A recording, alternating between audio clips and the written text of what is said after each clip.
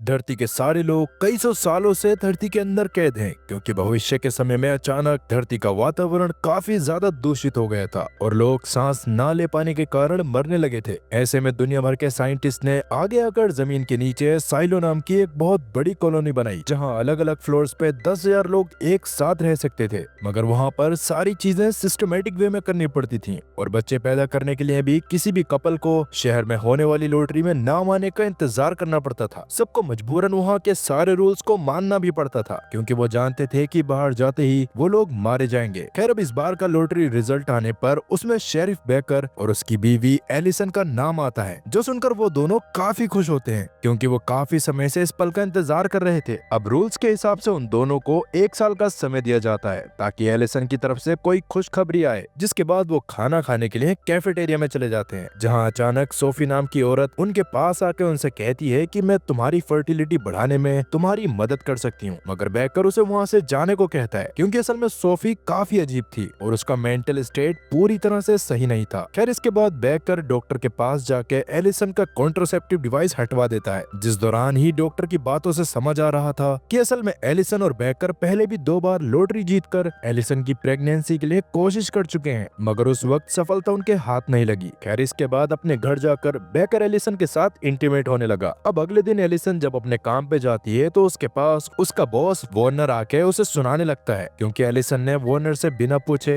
अपने ब्लॉग में एक आर्टिकल पब्लिश कर दिया था जिसमें उसने बताया था कि किसी भी पुराने मेमोरी डिवाइस से डाटा को रिकवर कैसे करा जा सकता है। इस पर एलिसन उसे समझाने की कोशिश करती है कि उसने ऐसा बस इस वजह से करा था क्योंकि हो सकता था कि उसका तरीका कई लोगों के काम आ जाए, मगर वार्नर अब आराम से उसे अगली बार से ऐसी चीजें ना करने का ध्यान रखने को कहता है। अब इस बारे में जब एलिसन आके बेकर को बताती है तो बेकर भी उससे यही कहता है कि एलिसन को साइलो के रूल्स को फॉलो करना चाहिए। खैर, अब इसी के साथ 6 महीने बीत गए थे, मगर काफी कोशिश के बाद भी अब तक एलिसन प्रेग्नेंट नहीं हुई थी। हालांकि एलिसन और बेकर को इस बात की ज्यादा टेंशन नहीं होती क्योंकि लगभग 6 महीने अभी भी उनके पास थे, जो एक काफी लंबे समय होता है। अब इसके अगले दिन साइलो में फ्रीडम डे होता है जिसकी वजह से सबकी छुट्टी थी और कॉलोनी की मेयर स्पीच देने कैफेटेरिया में आने वाली। वैसे कैफेटेरिया में काफी बड़ी स्क्रीन लगी थी जिसमें बंकर के बाहर मौजूद दुनिया को सीसीटीवी से दिखाया जाता था ताकि बाहर का खौफनाक मंजर देखकर कोई भी बाहर जाने के बारे में सोचे ही ना। खैर, अभी मेयर नोटिस करती है कि बाहर लगे कैमरास के लेंस काफी खराब हो गए हैं जिन्हें जल्द से जल्द साफ करवाना होगा, मगर सबसे बड़ा इशू ये है कि कैमरा को साफ करने के लिए भी साइलो से बाहर जाना पड़ेगा, जो करते ही कैमरा साफ करने गया इंसान कुछ ही देर में मारा जाता था। इसलिए साइलो वालों ने एक रूल बनाया था कि अगर साइलो में बनाए गए रूल्स को तोड़ोगे तो तुम्हें वहाँ नहीं रखा जाएगा और अगर तुम चाहो तो खुद भी ये कहकर साइलो से बाहर निकल सकते हो कि मुझे अब साइलो में नहीं रहना। इससे आपको बाहर तो निकाल दिया जाएगा, मगर उसके बाद कुछ भी हो जाए आपको कभी साइलो में वापस एंट्री नहीं मिलेगी। जो लोग अपनी जिंदगी से परेशान हो जाते थे बस वही इस ऑप्शन को सिलेक्ट करते थे। खैर, अब जैसे कि इतना टाइम होने के बाद भी एलिसन प्रेग्नेंट नहीं हो रही थी तो वो परेशान होके खुद सोफी से जाके बात करती है और तब सोफी उसे अपने घर में ले जाती है। वहाँ जाते ही सोफी अपने घर के नल को ऑन करके पानी को बहने देती है ताकि उनकी बातें कोई और न सुन पाए।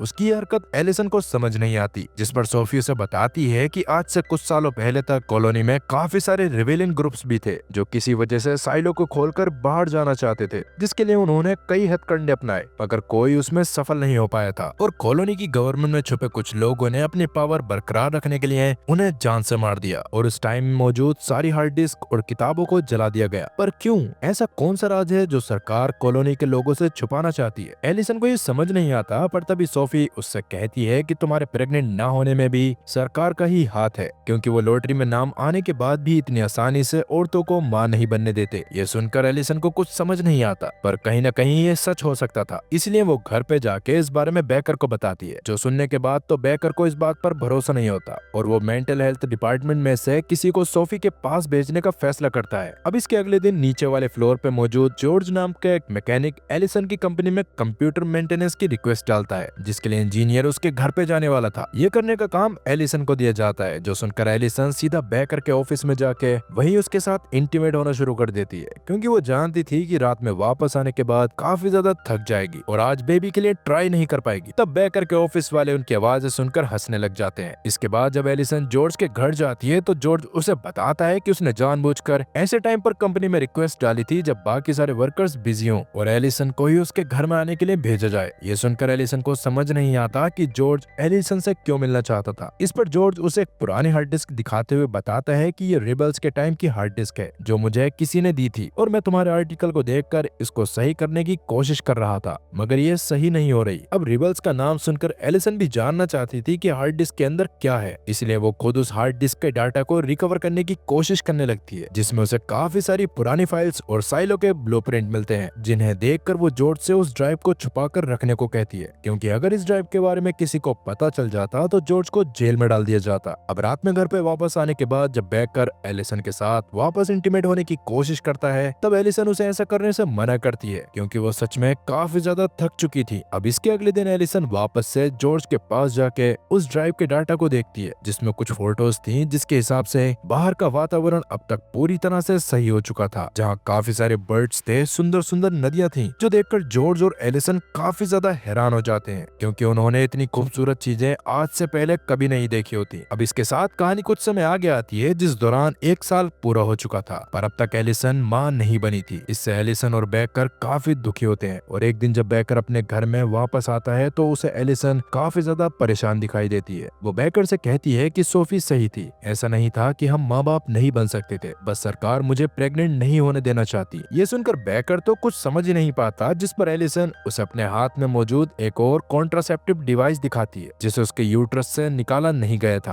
और न इसके बारे में उन्हें कोई इन्फॉर्मेशन थी। ये जानकर तो बेकर भी काफी हैरान होता है, पर क्योंकि कॉन्ट्रासेप्टिव डिवाइस निकालने के कारण एलिसन की हालत काफी ज्यादा खराब थी, इसलिए बेकर डॉक्टर को बुलाने के लिए तुरंत ही बाहर भागता है। इसी मौके का फायदा उठाकर एलिसन खुद भी घर के बाहर चली जाती है, जहाँ वो लोगों को चिल्ला चिल्ला कर कह रही थी कि सरकार उनके साथ खिलवाड़ कर रही है और बाहर की दुनिया पूरी तरह से सही है। कैफेटेरिया में बैठे लोग तो एलिसन की बातों को सुनकर दंग रह जाते हैं और उन्हें लगता है कि एलिसन का मानसिक संतुलन बिगड़ गया है, लेकिन एलिसन कहती है कि मैं किसी भी हाल में बाहर जाना चाहती हूँ। ये बोलकर एलिसन ने काफी बड़ी गलती कर दी थी, क्योंकि साइलो का रूल था कि अगर किसी के भी मुंह से बाहर जाने का नाम निकलता था तो उसे अगले दिन ही बाहर भेज दिया जाता था और कभी साइलो में अंदर नहीं लिया जाता था। इसीलिए बेकर काफी ज्यादा परेशान होकर इस बारे में मेयर से बात करने जाता है, जिसे खुद भी एलिसन की ऐसी बातों से काफी दुख हो रहा था, लेकिन वो भी अब कुछ नहीं कर सकती थी। तब बेकर एलिसन से बात करने के लिए जाता है, जहाँ एलिसन उसे बताती है कि सच में बाहर की दुनिया पूरी तरह से सही हो गई है और हम बाहर जाके सरवाइव कर सकते हैं, जहाँ पंछी हैं, नदियां हैं और चारों तरफ हरियाली है। और जहाँ तक बात कैफेटेरिया में मौजूद स्क्रीन्स की है, तो उसमें हमें गलत फोटोज दिखाई जा रही हैं, ताकि लोगों को कैद करके वहाँ पर रखा जा सके। ये सुनकर बेकर काफी बार एलिसन को उसका फैसला बदलने के लिए कहता है, मगर एलिसन अपनी बात पे अड़ी रहती है। इसके अगले दिन कैफेटेरिया में सभी लोग स्क्रीन के पास आके जमा हो जाते हैं, क्योंकि जब भी कोई बाहर जाता था तो सब उसे देखा करते थे। जिसके बाद एलिसन को एक स्पेशल प्रोटेक्टिव सूट पहनाया जाता है, ताकि बाहर जाने के बाद वो कम से कम तब तक जिंदा रहे जब तक वो बाहर लगे कैमरास को साफ न करे। और अब बिल्कुल ऐसा ही होता है। सबसे पहले एलिसन बाहर जाके कैमरा साफ करती है, जिससे कैफेटेरिया के लोग काफी खुश होते हैं, मगर किसी को आसमान में पंछी दिखाई नहीं देते और बाहर का मौसम भी पहले जैसा ही खराब था। मगर एलिसन के हिसाब से उसे कोई फर्क नहीं पड़ रहा होता। वो बाहर चलते हुए आगे जाने लगती है, लेकिन तभी अचानक जमीन पर गिरकर मारी जाती है। इससे बेकर और बाकी सब काफी दुखी हो गए थे। बेकर तो एलिसन की मौत से इतना ज्यादा टूट जाता है कि 2 साल बाद भी वो किसी और से शादी नहीं करता। जिसके बाद उसका साथी मैट उसके पास आके उसे जॉर्ज की फाइल देता है, जिसकी कुछ समय पहले मौत हो गई थी और मौत का कारण खुदकुशी करना बताया जा रहा था कि जॉर्ज ने साइलो के 120 फ्लोर से कूदकर अपनी जान दे दी, जबकि सच्चाई शायद कुछ और ही थी। खैर अभी कुछ सोचकर बेकर अचानक मैट से कहता है कि मुझे भी बाहर जाना है। ये सुनकर तो मैट भी हैरान हो गया था, पर बेकर के हिसाब से उसे कुछ तो ऐसा पता चला था जिससे साइलो में रहने वाले सब लोग पूरी तरह से अनजान थे। पर वो चीज क्या थी? तब मैट बैक को रोकने की कोशिश भी करता है, मगर बेकर उसकी बात नहीं मानता और अपने घर में जाने के बाद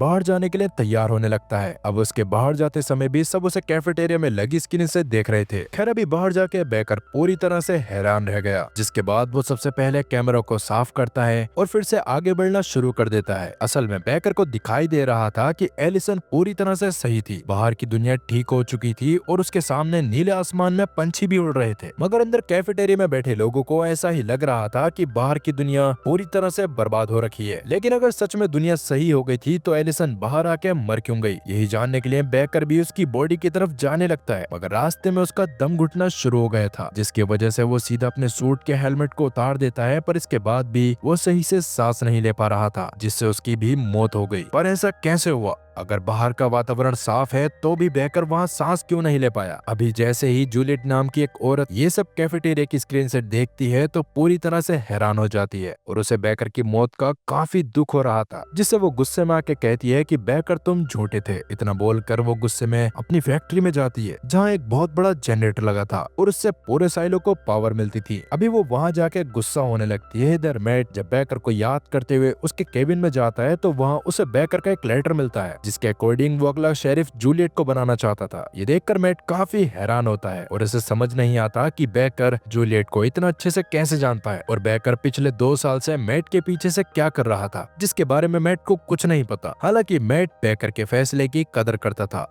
इसलिए वो मेयर के पास जाके उसे भी इस बारे में बताता है, जो सुनकर मेयर भी खुद हैरान रह जाती है क्योंकि उसके हिसाब से शायद अगला शेरिफ मैट को बनना चाहिए था। असल में वो शुरू से ही बेकर के साथ काम कर रहा था और उसे बेकर के बाद साइलो के बारे में सबसे ज्यादा नॉलेज थी, लेकिन मैट इसके लिए खुद भी मना कर देता है क्योंकि उसके हिसाब से उसकी उम्र निकल चुकी थी। इसी वजह से मेयर काफी परेशान हो जाती है क्योंकि उन्हें जल्द से जल्द किसी न किसी को तो शेरिफ बनाना ही था, वरना शहर में छोटे छोटे गिरोह बनने लगते जो सरकार के खिलाफ बगावत कर सकते थे। पर अभी मेयर को समझ नहीं आ रहा होता कि उसे जूलियट को शेरिफ बनाना चाहिए या नहीं। उनकी ये सारी बातें नीचे वाले फ्लोर पे मौजूद एक औरत मार्था भी सुन रही थी, जो एक कबाड़ की फैक्ट्री में काम करती थी जहाँ साइलो के सारे लोग अपनी फालतू चीजों को फेंकते थे और मार्था उन्हें रिसाइकिल करके जरूरत की चीजों को वापस से यूज में लेके आती थी और उसने ही जूलियट को भी इंजीनियरिंग का सारा काम सिखाया होता है। तभी उसके पास जूलियट खुद भी आ जाती है, जो अभी भी बेकर की मौत से काफी गुस्से में थी। इसीलिए मार्था जूलियट से पूछती है कि उसे बेकर की मौत से इतना ज्यादा गुस्सा क्यों आ रहा है। तब जूलियट बताती है कि आज से 1 साल पहले जब मैंने जनरेटर डिपार्टमेंट को ज्वाइन किया था तो उससे पहले से मैं और जॉर्ज रिलेशन में थे। उस दौरान जॉर्ज ने मुझे बताया था कि उसको कुछ ऐसा खतरनाक पता चला है जिसके बारे में वो जूलियट को सबके सामने नहीं बता सकता, पर वो बाद में उसे इस बारे में जरूर बताएगा। इसी वजह से वो दोनों रात में जूलियट के घर में मिलने का फैसला करते हैं। लेकिन रात में जब जूलियट अपने घर में जाती है तो वहाँ उसे जॉर्ज नहीं मिलता। बस जूलियट के टेबल पर एक छोटी सी थाली रखी हुई थी जिसमें जूलियट को जॉर्ज का एक पुराना खिलौना मिलता है जिसे जूलियट ने पहले ही जॉर्ज के एक सीक्रेट प्लेस पर देखा था। साथ ही उस पॉलीथीन में एक पर्चा भी था जिसपे जॉर्ज ने लिखा था कि तुम्हें याद है कि तुमने इसे कहाँ देखा था। खैर अभी जूलियट को कुछ भी समझ नहीं आता और उस समय वो आराम करने का फैसला करती है। लेकिन उसके अगले दिन जब वो अपने काम पे जाती है तो उसे पता चला कि जॉर्ज ने 120 में माले से कूदकर खुद को खत्म कर लिया है। ये जानकर जूलियट के होश उड़ गए थे। वो जानती थी कि जॉर्ज कभी भी ऐसा कदम नहीं उठा सकता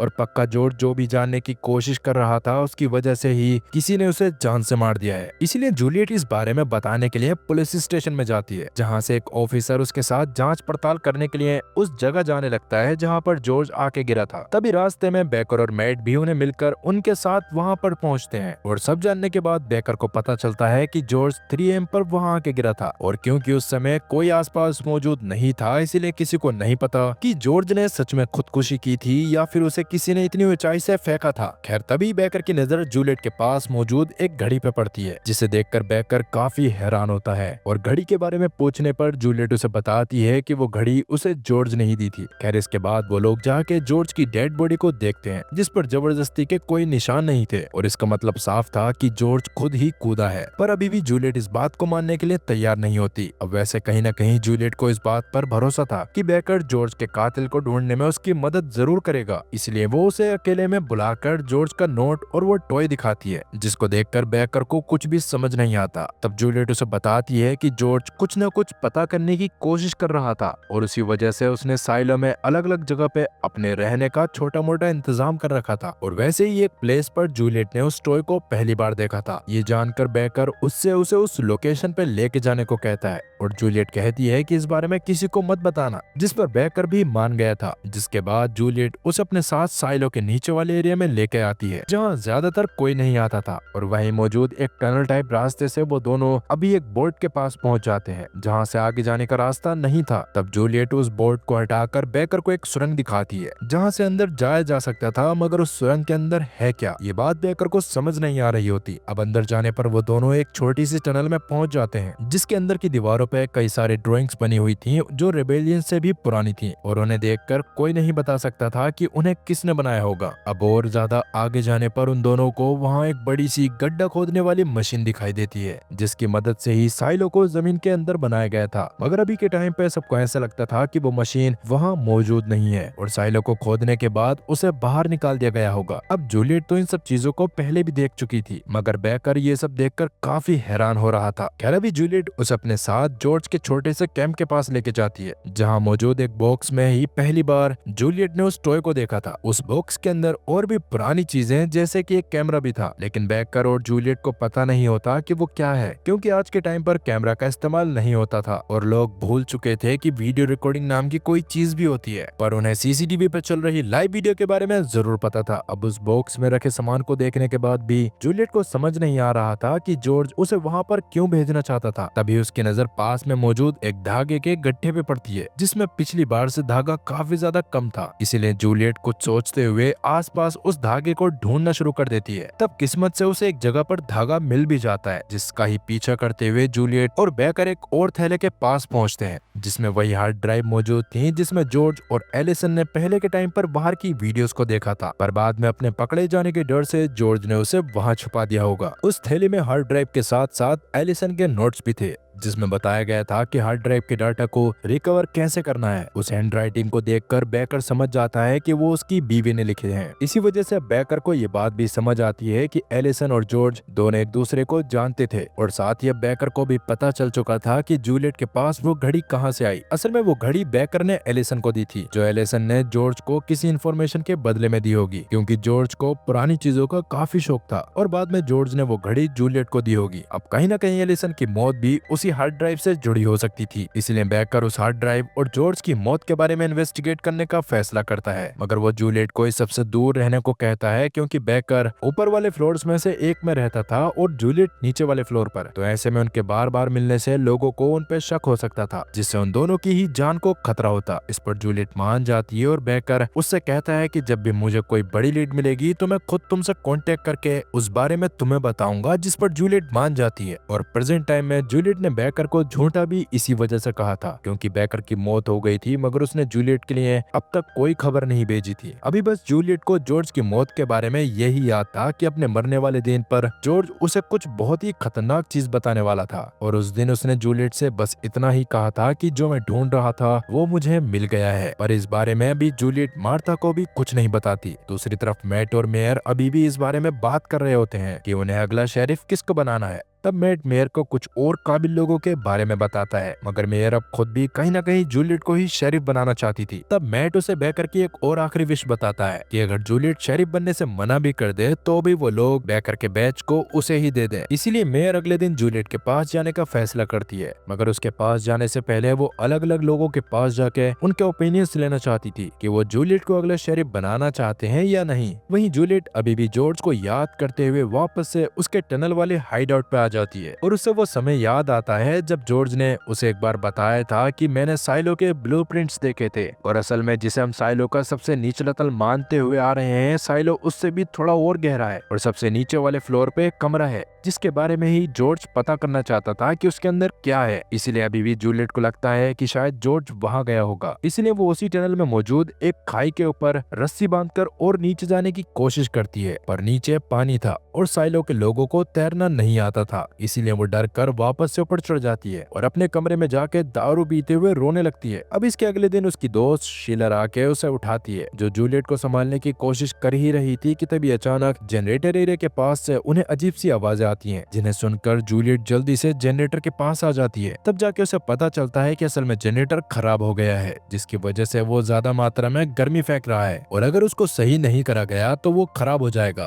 और साइलो के लोग परेशान हो जाएंगे। वो अपने बॉस को इस बारे में बताती है, मगर वो जूलियट को जनरेटर सही करने की परमिशन नहीं देता, क्योंकि ये काफी ज्यादा खतरनाक हो सकता था। और सबसे बड़ी दिक्कत ये थी कि आज से पहले साइलो के इतिहास में जनरेटर बंद नहीं हुआ था, इसलिए अगर उसे बंद करा जाता तो सभी लोग काफी ज्यादा टेंशन में आ जाते, इसीलिए वो इतनी जल्दी इतना बड़ा डिसीजन नहीं लेना चाहता था। वहीं मेयर और मैट जूलियट के बारे में बात करने के लिए अलग अलग लोगों के पास जाते हैं। जैसे सबसे पहले वो साइलो की जज मीडो के पास जाने वाले थे, पर रास्ते में उन्होंने ये प्लान बदल लिया था क्योंकि किसी वजह से वो मीडोज से कोई सलाह नहीं लेना चाहते थे। अब अभी वो वहाँ से वार्नर से बात करने जाते हैं, मगर वार्नर नहीं चाहता था कि जूलियट को शेरिफ बनाया जाए क्योंकि एक टाइम पर जूलियट उसके ऑफिस में भी काम कर चुकी थी और उसने वहाँ से चोरी करी थी। वो उसकी जगह पॉल नाम के एक दूसरे ऑफिसर को शेरिफ बनाने को कहता है जो वार्नर के हिसाब से ज्यादा काबिल था। अभी उसकी राय लेने के बाद मेयर और मैट वहाँ से निकल जाते हैं, जहाँ रास्ते में उन्हें काफी सारे लोग मिले जो मेयर और मैट से काफी अच्छे से बात कर रहे थे क्योंकि सच में मेयर उन लोगों को काफी पसंद थी और कहीं ना कहीं उन सबके बिहेवियर को देखकर समझ भी आ रहा था कि मेयर ने सच में अपने बस में मौजूद सभी चीजों को अच्छे से संभाला हुआ है। खैर अब मेयर वहाँ से सीधा साइलो के हॉस्पिटल में आती है, जहाँ वो अभी के हुए कुछ बच्चों को देखते हुए डॉक्टर से बातें करती है और उससे भी जूलियट को शेरिफ बनाने के बारे में पूछती है। असल में वो मेयर डॉक्टर के पास ये पूछने इसलिए आई थी क्योंकि वो डॉक्टर जूलियट का पिता था। इसका मतलब जूलियट ऊपर वाले फ्लोर पे पैदा हुई थी जहाँ वो एक अच्छी जिंदगी बिता सकती थी, तो वो नीचे वाले फ्लोर पे जाके मजदूरों की तरह क्यों रहने लगी। असल में जूलियट को बचपन से ही मशीन्स वगैरह से बहुत लगाव था और वो 13 साल की उम्र में ही अपने पिता को छोड़कर नीचे वाले फ्लोर पे मशीन्स डिपार्टमेंट में चली गई थी, जहाँ उसने सब सीखकर बाद में जनरेटर को संभालने की जिम्मेदारी ली। खैर अभी डॉक्टर इस बारे में कोई खास जवाब नहीं देता क्योंकि जब से जूलियट गई थी तब से जूलियट ने आज तक डॉक्टर से किसी वजह से कोई बात नहीं करी थी। इसी बारे में बात करते हुए जब मैट और मेयर खाना खा रहे थे तब उनके पास रॉबर्ट नाम का एक आदमी जस्टिस डिपार्टमेंट से उन दोनों के लिए मीडोज की तरफ से कुछ स्ट्रॉबेरीज गिफ्ट के रूप में लाता है और कहता है कि मीडोज चाहती है कि आप अगला शेरिफ पॉल को ही बनाओ। ये सुनकर मेयर इस बात पर ज्यादा कोई खास रिएक्ट नहीं करती और उसी वजह से वो मीडोज के पास गई ही नहीं थी। असल में मेयर खुद भी बेकर के फैसले को मानकर जूलियट को ही अगला शेरिफ बनाना चाहती थी और वो सबसे बस पूछताछ इसलिए कर रही थी ताकि जूलियट के शेरिफ बनने के बारे में सबको पहले से अंदाजा लग जाए। दूसरी तरफ जूलियट अभी भी जनरेटर के खराब होने की वजह से काफी ज्यादा परेशान थी। तभी उसके पास मेयर और मैट मिलने के लिए आते हैं, जिस दौरान उन्हें भी जनरेटर के खराब होने के बारे में पता चलता है और वो लोग देखते हैं कि जूलियट काफी ज्यादा परेशान हो रही है। खैर अभी जैसे तैसे जूलियट टेम्पररी जनरेटर को सही कर देती है, जो देखकर कहीं ना कहीं मेयर और मैट को भी भरोसा हो जाता है कि जूलियट जिस भी काम की जिम्मेदारी लेगी उसको करके मानेगी। अब इसके बाद मेयर अपनी दोस्त मार्था से मिलने जाती है, जो वही कबाड़ खाने में काम करने वाली बूढ़ी औरत थी और मेयर उसको उसके बचपन से जानती थी। अभी मेयर उससे भी जूलियट को शहरी बनाने के बारे में पूछती है और मार्था के हिसाब से सच में जूलियट काफी ज्यादा काबिल लड़की थी। ये जानकर मेयर थोड़ी देर बाद मैट के साथ वापस से जूलियट के पास जाती है, जहाँ जाकर वो उसे बताती है कि बेकर ने तुम्हें अगले शेरिफ के रूप में चुना था। जो सुनकर पहले तो जूलियट काफी हैरान होती है और अगले पल शेरिफ बनने से साफ मना कर देती है क्योंकि उसके हिसाब से उसने आज तक शेरिफ जैसा कोई काम नहीं करा था और शायद नीचे मौजूद जनरेटर को उसकी ज्यादा जरूरत थी। इस पर मेयर उसे वापस से सोचने को कहती है, पर जब जूलियट का जवाब वही रहता है तो मेयर उसको बेकर की विश के अनुसार बेकर का बैच देती है और वहाँ से चली जाती है। अभी जूलियट बेकर के बैच को ध्यान से देखने लग गई थी, जिसमें मौजूद किसी चीज को देखकर वो काफी शौक हो गई और भागते हुए फैक्ट्री के बाहर मेयर और मैट के पास जाती है और उनसे कहती है कि मैं शेरिफ बनने के लिए तैयार हूँ और उससे पहले मैं जनरेटर को सही करना चाहती हूँ। अब लोगों की भलाई के लिए मेयर का जूलियट के बॉस को ऑर्डर देना कोई बड़ी बात नहीं थी, इसलिए मेयर उससे जूलियट की बात को पूरी तरह से मानने को कहती है और सब लोग फैसला करते हैं कि आज रात 10 बजे जनरेटर को सही करने का काम शुरू करा जाएगा, जिसमें उन्हें लगभग 2 घंटे का समय लगने वाला था और तब तक वो लोग बैकअप पावर से काम चलाने वाले थे। इस बारे में मेयर सभी लोगों को माइक्स की मदद से बता देती है,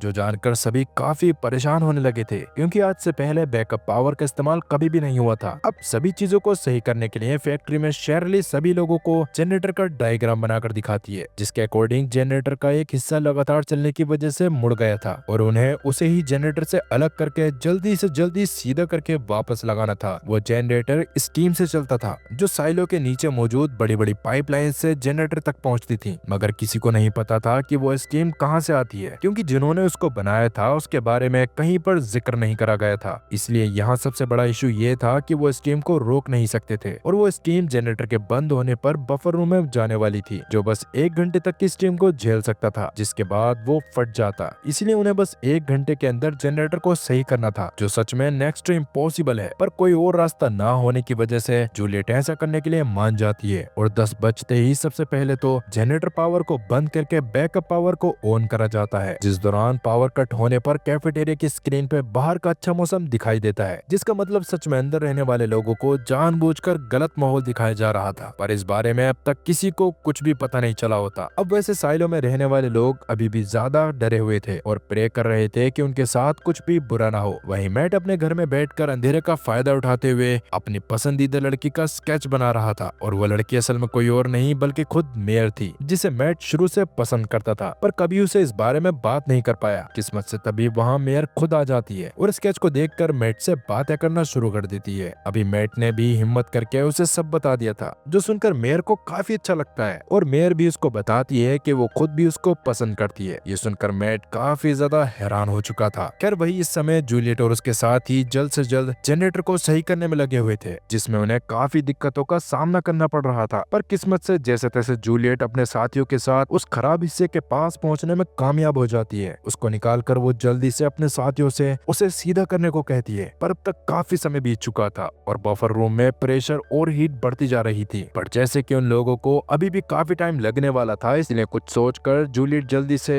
एक प्रेशर वाले पानी का पाइप लेकर नीचे जाती है और बफर रूम में पानी डालकर वहाँ के माहौल को ठंडा करने की कोशिश करने लगती है। और किस्मत से उसका ये तरीका काम करता है और ऊपर मौजूद लोगों को समय मिलने से वो टाइम पर जनरेटर के हिस्से को सही करके जनरेटर की जगह पर लगा देते हैं। जिसके बाद शर्ली भागते हुए बफर रूम के एंट्रेंस पर आती है और पाइप को खींचती है ताकि जूलियट को बाहर निकाला जा सके, लेकिन नीचे बहुत ज्यादा पानी भरने के कारण जूलियट अंदर ही रह गई थी, जो देखकर तो शर्ली काफी ज्यादा डर जाती है। लेकिन किस्मत से तभी जूलियट जैसे तैसे ऊपर आने में कामयाब हो गई। इससे सब काफी खुश होते हैं। अब जैसे कि जूलियट ने वादा करा था कि वो जनरेटर को सही करने के बाद शेरिफ की पोस्ट को एक्सेप्ट कर लेगी, इसलिए वो आखिरी बार जाके मार्था से मिलती है और उसे एक पुराना कैमरा दिखाती है, जो देखने के बाद तो मार्था भी काफी हैरान हुई थी क्योंकि उसने भी आज से पहले कैमरा को कभी नहीं देखा था। अब जूलियट उसको आखिरी बार हक करती है और वहाँ से ऊपर चली जाती है। वहीं मैट और मेयर भी काफी ज्यादा खुश थे, पर इतने में ही उनके पास वार्नर आता है, जिसे बिल्कुल भी अच्छा नहीं लग रहा था कि मेयर ने उसकी बात न मानकर जूलियट को शेरिफ बना दिया। मगर मेयर उसकी बात पर ध्यान नहीं देती और जूलियट के अपॉइंटमेंट लेटर को साइन करके नहाने के लिए चली जाती है। वहीं जूलियट उस समय को याद करती है जब उसको बेकर का बैच दिया गया था। असल में उस बैच के पीछे ट्रुथ लिखा हुआ था, जो कहीं न कहीं बेकर का इशारा था कि जूलियट उसकी पोस्ट को हासिल करके ही जॉर्ज की मौत की सच्चाई तक पहुंच सकती है। इसी वजह से उसने इस पोस्ट को ज्वाइन करा था। खैर इसके थोड़ी देर बाद ही जल्दी से जूलियट को मेयर के घर बुलाया जाता है। तो वहां जाने के बाद जूलियट पूरी तरह हैरान हो गई थी क्योंकि असल में मेयर को किसी ने जहर दे दिया था और जब वो बाथरूम में गई थी तो उसकी मौत हो गई थी। इस बात से मैट तो पूरी तरह से टूट चुका था क्योंकि उसने कुछ ही देर पहले मेयर के साथ रहना शुरू करा था और कहीं न कहीं उसे लग रहा था कि वो जहर असल में मैट को मारने के लिए ही था। खैर अभी मेयर की मौत के बारे में जानकर जूलियट तो पूरी तरह से हैरान रह गई थी। इवन मेयर के नए नवेले बॉयफ्रेंड मैट को भी समझ नहीं आ रहा होता कि मेयर को जान से किसने मारा। इस बारे में जब मैट आईटी डिपार्टमेंट के हेड वार्नर और जस्टिस डिपार्टमेंट के आदमी रॉबर्ट से बात करता है तो वो दोनों बहुत ही नॉर्मल रिएक्ट करते हैं और उसी वक्त वार्नर खुद को नया टेम्पररी मेयर घोषित कर देता है। वैसे कहीं मेयर की मौत के पीछे रॉबर्ट और वार्नर का हाथ ही तो नहीं है। इसी बारे में सोचते हुए जूलियट बेकर के ऑफिस में आ जाती है, जहां आते ही उसने अपने बॉयफ्रेंड जॉर्ज की मौत से रिलेटेड चीजों को ढूंढना शुरू कर दिया था। वैसे जिन्होंने फर्स्ट पार्ट देखा था उन्हें इस बारे में पता होगा कि पिछले पार्ट में जूलियट के बॉयफ्रेंड जॉर्ज ने साइलो के 120वें वाले से कूदकर अपनी जान दे दी थी और उसकी मौत कहीं न कहीं बेकर की बीवी एलिसन की मौत से जुड़ी हुई थी। उन दोनों को ही भनक थी कि बाहर की दुनिया पूरी तरह से सही है और साइलो वाले उन्हें बेवकूफ बना रहे हैं। अब आगे जूलियट बेकर के घर में जाती है जहां वो रहने वाली थी। वहां के वेंटिलेशन चैम्बर से जूलियट को कुछ अजीब आवाजें आ रही होती हैं, मगर अभी जूलियट उन पे ध्यान न देकर बेकर के सेफ को खोलने की कोशिश करती है क्योंकि उसे उम्मीद थी कि जॉर्ज के मौत के बारे में कोई न कोई जानकारी उसे बेकर की अलमारी में मिल जाएगी। मगर जब तक जूलियट को पूरी तरह से ज्वाइनिंग नहीं मिल जाती तब तक उसे बेकर के सेफ का पासवर्ड पता नहीं चलेगा। इसीलिए अभी जूलियट थोड़ा सा उदास हो जाती है। तभी उसे बेकर के टेबल पे रिसाइकल डिपार्टमेंट का एक लेटर दिखाई देता है जिसके अकॉर्डिंग जल्दी ही बेकर के पुराने सामान को वहां पर भेजा जाने वाला था। इस बात को पढ़कर जूलियट उस समय को याद करने लगती है जब वो छोटी थी और अपने परिवार के साथ ऊपर वाले फ्लोर्स पे रहा करती थी। उसके पिता के साइलो के डॉक्टर होने के कारण उनके पास किसी चीज की दिक्कत नहीं होती, मगर एक दिन अचानक जूलियट के भाई की तबीयत बिगड़ जाती है और बहुत ज्यादा कोशिश करने के बाद उसका पिता अपने बेटे को नहीं बचा पाता और अपने बेटे का इस दुनिया से चले जाने की वजह से उसकी माँ ने भी खुदकुशी कर ली थी। इससे जूलियट खुद भी पूरी तरह से टूट चुकी थी और उस समय जूलियट की माँ और भाई के सामान को भी रिसाइकल डिपार्टमेंट में भेज दिया गया था। पर जूलियट की माँ की एक खराब चेयर जूलियट के घर में ही रह गई थी, जिसको जूलियट अपने पिता से सही करवाने को कहती है, मगर उसके पिता के हिसाब से वो चेयर सही नहीं हो सकती थी। और उन्हें उसे भी रिसाइकल डिपार्टमेंट को दे देना चाहिए था। लेकिन जूलियट इस पर मना कर देती है और जब उसके पापा घर पे नहीं होते तो वो चेयर को सही करने में लग जाती है। उससे खराब चीजों को सही करने का शौक बचपन से ही था। अब वो चेयर को सही करने में कामयाब तो हो जाती है, लेकिन इस बीच उसने रसोई में खाना बनने के लिए रखा हुआ था जिस पर से उसका ध्यान हट चुका होता है और उतने में ही उसका पिता घर में वापस आकर गैस को बंद करता है, जिस दौरान उसका हाथ भी जल गया था। इसकी वजह से वो जूलियट को डांटने लगता है, जिस पर जूलियट उसे सही हो चुकी चेयर दिखाती है। लेकिन जूलियट का पिता अभी भी उसे डांटे जा रहा था। इससे जूलियट अपने रूम में जाके रोने लग गई और जैसा कि वो जानती थी कि उसके पिता कभी उसे वो नहीं बनने देंगे जो वो बनना चाहती है, इसीलिए वो अपने सामान को पैक करके नीचे वाले फ्लोर में मार्था के पास चली जाती है, जहां ही उसने मैकेनिकल चीजों को सही करना सीखा था। और कहीं ना कहीं जूलियट अपने भाई और अपनी माँ की मौत का जिम्मेदार भी अपने पिता को ही मानती थी। उसी वजह से उसने तब से उनसे कोई बात नहीं करी। खैर, प्रेजेंट टाइम में ये सब सोचते हुए जूलियट की आंख लग जाती है और तभी वार्नर उससे मिलने आता है, क्योंकि कल से उसकी ज्वाइनिंग थी। तब वार्नर भी वेंटिलेशन में से अजीब सी आवाज आते हुए सुनता है, जिस पर जूलियट उसको आवाज पर ध्यान ना देने को कहकर वहां से जाने को कहती है और अगले दिन बेकर के ऑफिस में पहुंच जाती है। जूलियट को लग रहा था कि शायद जॉर्ज की फाइल बेकर ने अपने ऑफिस में भी उसके लिए छोड़ी हो सकती है, लेकिन बेकर ने जूलियट के लिए बस एक ही फाइल छोड़ी थी, जिसमें मौजूद एक नोट पर लिखा हुआ था कि मिरर्स के सामने मौजूद फ्लावर्स की संख्या को बढ़ा दो। इस नोट के जरिए बेकर जूलियट को क्या समझाना चाहता है, जूलियट को इस बारे में कुछ भी पता नहीं चलता। और अभी जब उसे बेकर के सेफ का पासवर्ड पता चलने पर वो सेफ को खोलती है तो उसमें भी उसे जॉर्ज की मौत से रिलेटेड कोई फाइल नहीं मिलती। इससे तो जूलियट को समझ नहीं आता कि जॉर्ज आखिरकार उसे शेरिफ बनाना क्यों चाहता था। आगे जूलियट के बाहर जाने पर उसे मैट एक आदमी को मारता हुआ दिखाई देता है, क्योंकि मैट को लग रहा था कि शायद मेयर को मारने के पीछे उसी आदमी की नकली दारू का हाथ है, लेकिन ऐसा कुछ भी नहीं होता। अभी जूलियट जैसे तैसे मैट को समझाकर अपने साथ कैफेटेरिया में ले जाती है, जहाँ मैट के पहुंचने पर जूलियट उसे भी बता देती है कि बेकर असल में उसके साथ मिलकर जॉर्ज की मौत का राज जानने की कोशिश कर रहा था, क्योंकि कहीं ना कहीं जॉर्ज की मौत एलिसन से भी जुड़ी हुई थी। ये सुनकर मैट काफी हैरान होता है और अभी जूलियट उससे वादा करती है कि अगर तुम जॉर्ज की मौत का राज जानने में मेरी मदद करोगे तो मैं भी मेयर के कातिल तक पहुंचने में मन लगाकर तुम्हारी मदद करूंगी। ये सुनकर मैट भी जूलियट की मदद करने के लिए मान जाता है और अब इसके बाद वो एक औरत के घर जाते हैं, क्योंकि मेयर की मौत के बाद जस्टिस डिपार्टमेंट ने मैट को एक लिस्ट भेजी थी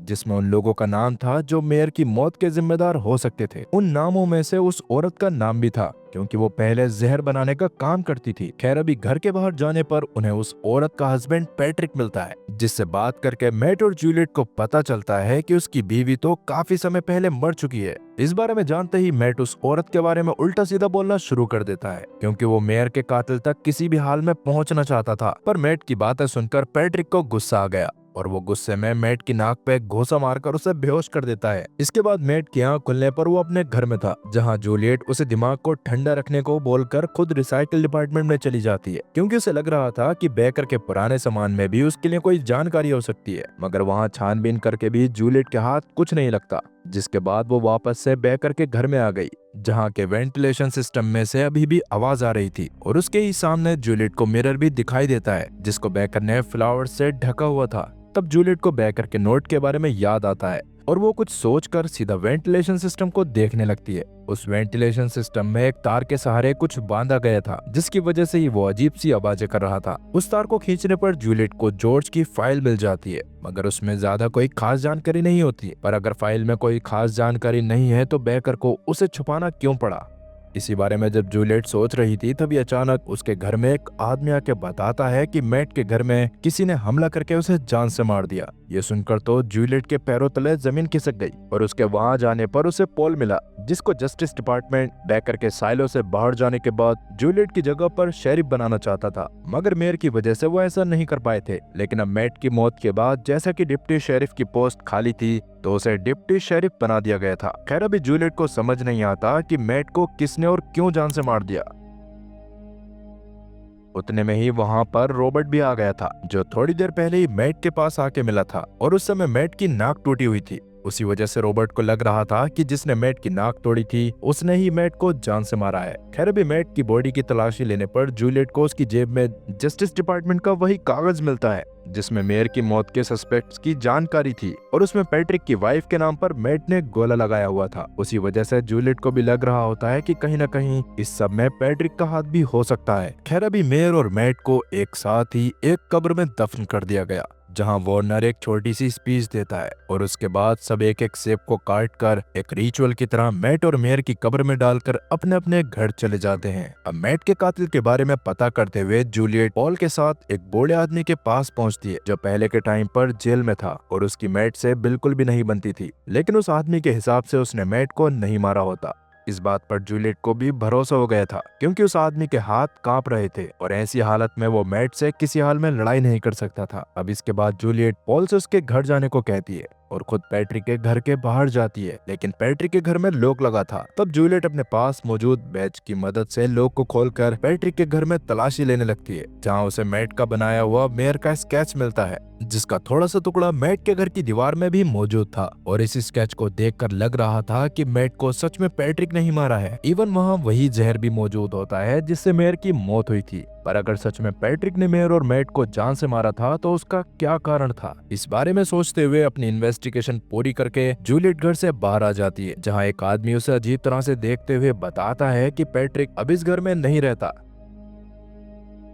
ये सुनकर जूलियट थोड़ा सा हैरान हो गई थी। दूसरी तरफ पॉल अपने घर ना जाकर जस्टिस डिपार्टमेंट में गया था ताकि उसे थोड़ी सी अंदर की जानकारी मिल सके। वहाँ पर वो रॉबर्ट को डफ नाम के एक आदमी से बात करते हुए देखता है, लेकिन पॉल के अंदर जाते ही दोनों शांत हो गए और डफ वहां से चला गया। वहीं अब तक जूलियट पैट्रिक के पास पहुंचकर उसे पकड़ लेती है और थोड़ी देर बाद पुलिस स्टेशन में वापस आती है। वहां उसके पास पॉल आके कहता है कि मैं जस्टिस डिपार्टमेंट में गया था और वहां पे थोड़ी पूछताछ करके मुझे पता चला कि शायद मेयर को मारने वाले आदमी का नाम राल्फ है जो पेपर डिपार्टमेंट में काम करता है और मेयर की मौत वाले दिन वही रात में ऊपर वाले फ्लोर पे आया था। तब जूलियट को जस्टिस डिपार्टमेंट की लिस्ट में राल्फ का नाम भी दिखाई देता है, लेकिन वो जल्दी से अपने असिस्टेंट के पास जाके उससे कहती है कि मुझे पैट्रिक को पकड़ने के लिए जाना है तो जल्दी से उसका अरेस्ट वारंट बनवाओ। ये सुनकर पॉल और असिस्टेंट दोनों ही हैरान रह गए क्योंकि पॉल के हिसाब से तो राल्फ कातिल था, लेकिन जूलियट पैट्रिक को पकड़ने जा रही थी। और सबसे ज्यादा अजीब बात तो ये थी कि जूलियट थोड़ी देर पहले ही पैट्रिक को पकड़ने के नाम पर अपने साथ कहीं ले गई थी। तो क्या इसका मतलब वो पैट्रिक को कहीं छुपा कर आ गई है? अगर हाँ तो क्यों? खैर पॉल अभी जूलियट के साथ नहीं जाता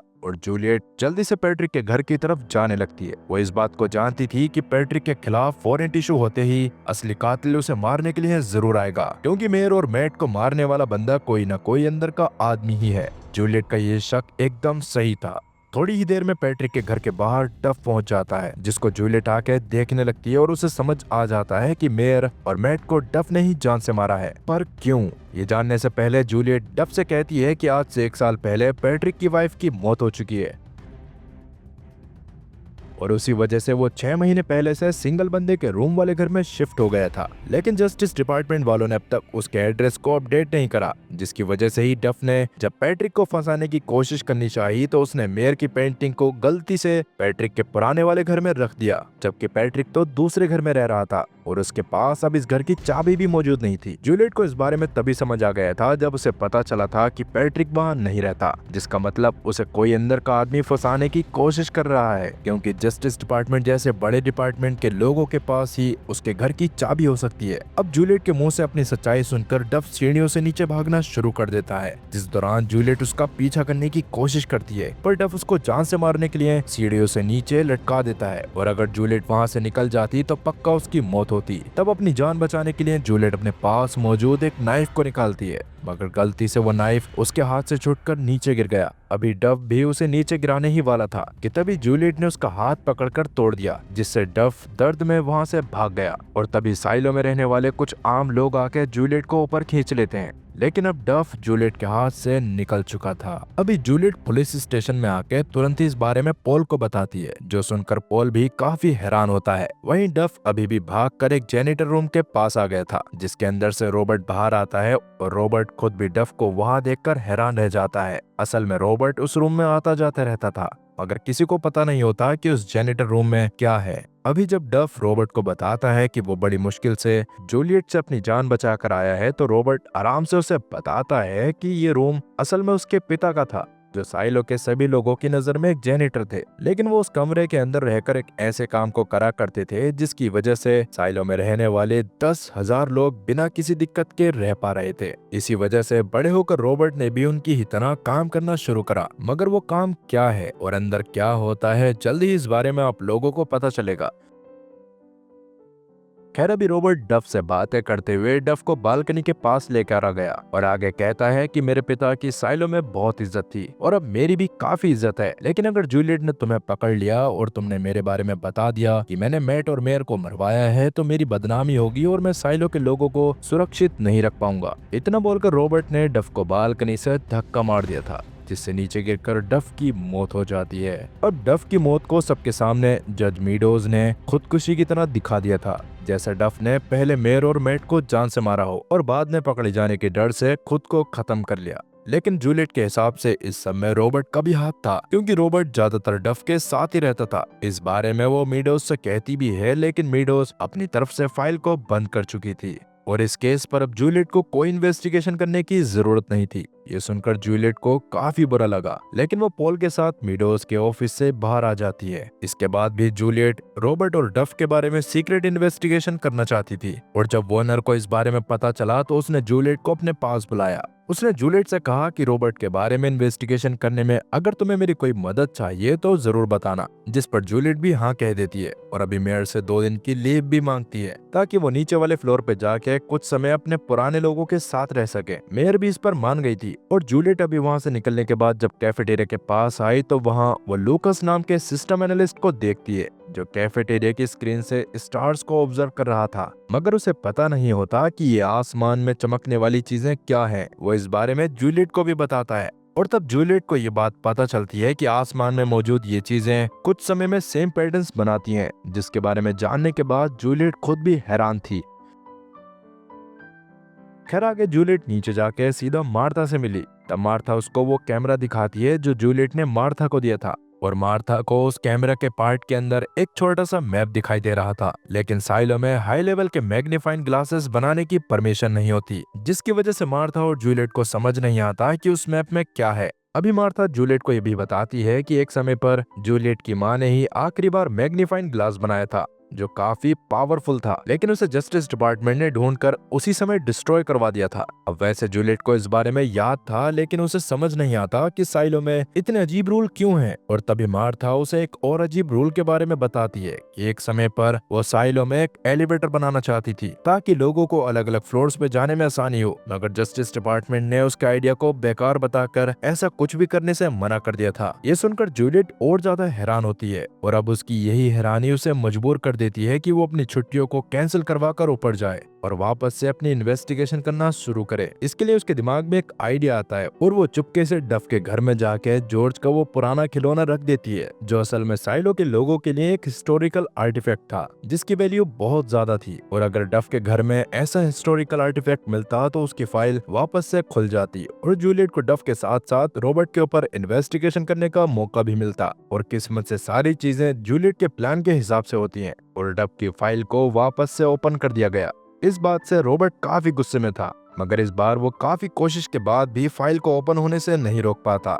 अब इस बार जूलियट डफ को जॉर्ज के मर्डर के साथ रिलेट करके इन्वेस्टिगेशन करती है, क्योंकि उसे लग रहा था कि जॉर्ज की मौत के पीछे भी डफ का ही हाथ होगा। तब इन्वेस्टिगेशन करते हुए उसे रेगिना नाम की एक औरत के बारे में पता चलता है, जिसे भी हिस्टोरिकल आर्टिफैक्ट जमा करने का काफी ज्यादा शौक था। और अभी उससे जाके बात करके जूलियट को पता चला कि जूलियट से पहले जॉर्ज रेगिना का बॉयफ्रेंड हुआ करता था, मगर जॉर्ज ने बस काफी सारे आर्टिफैक्ट जमा करने में रेगिना की मदद ली क्योंकि रेगिना के पास बहुत पैसे थे। मगर जब रेगिना का काम खत्म हो गया तो जॉर्ज ने उसे छोड़ दिया।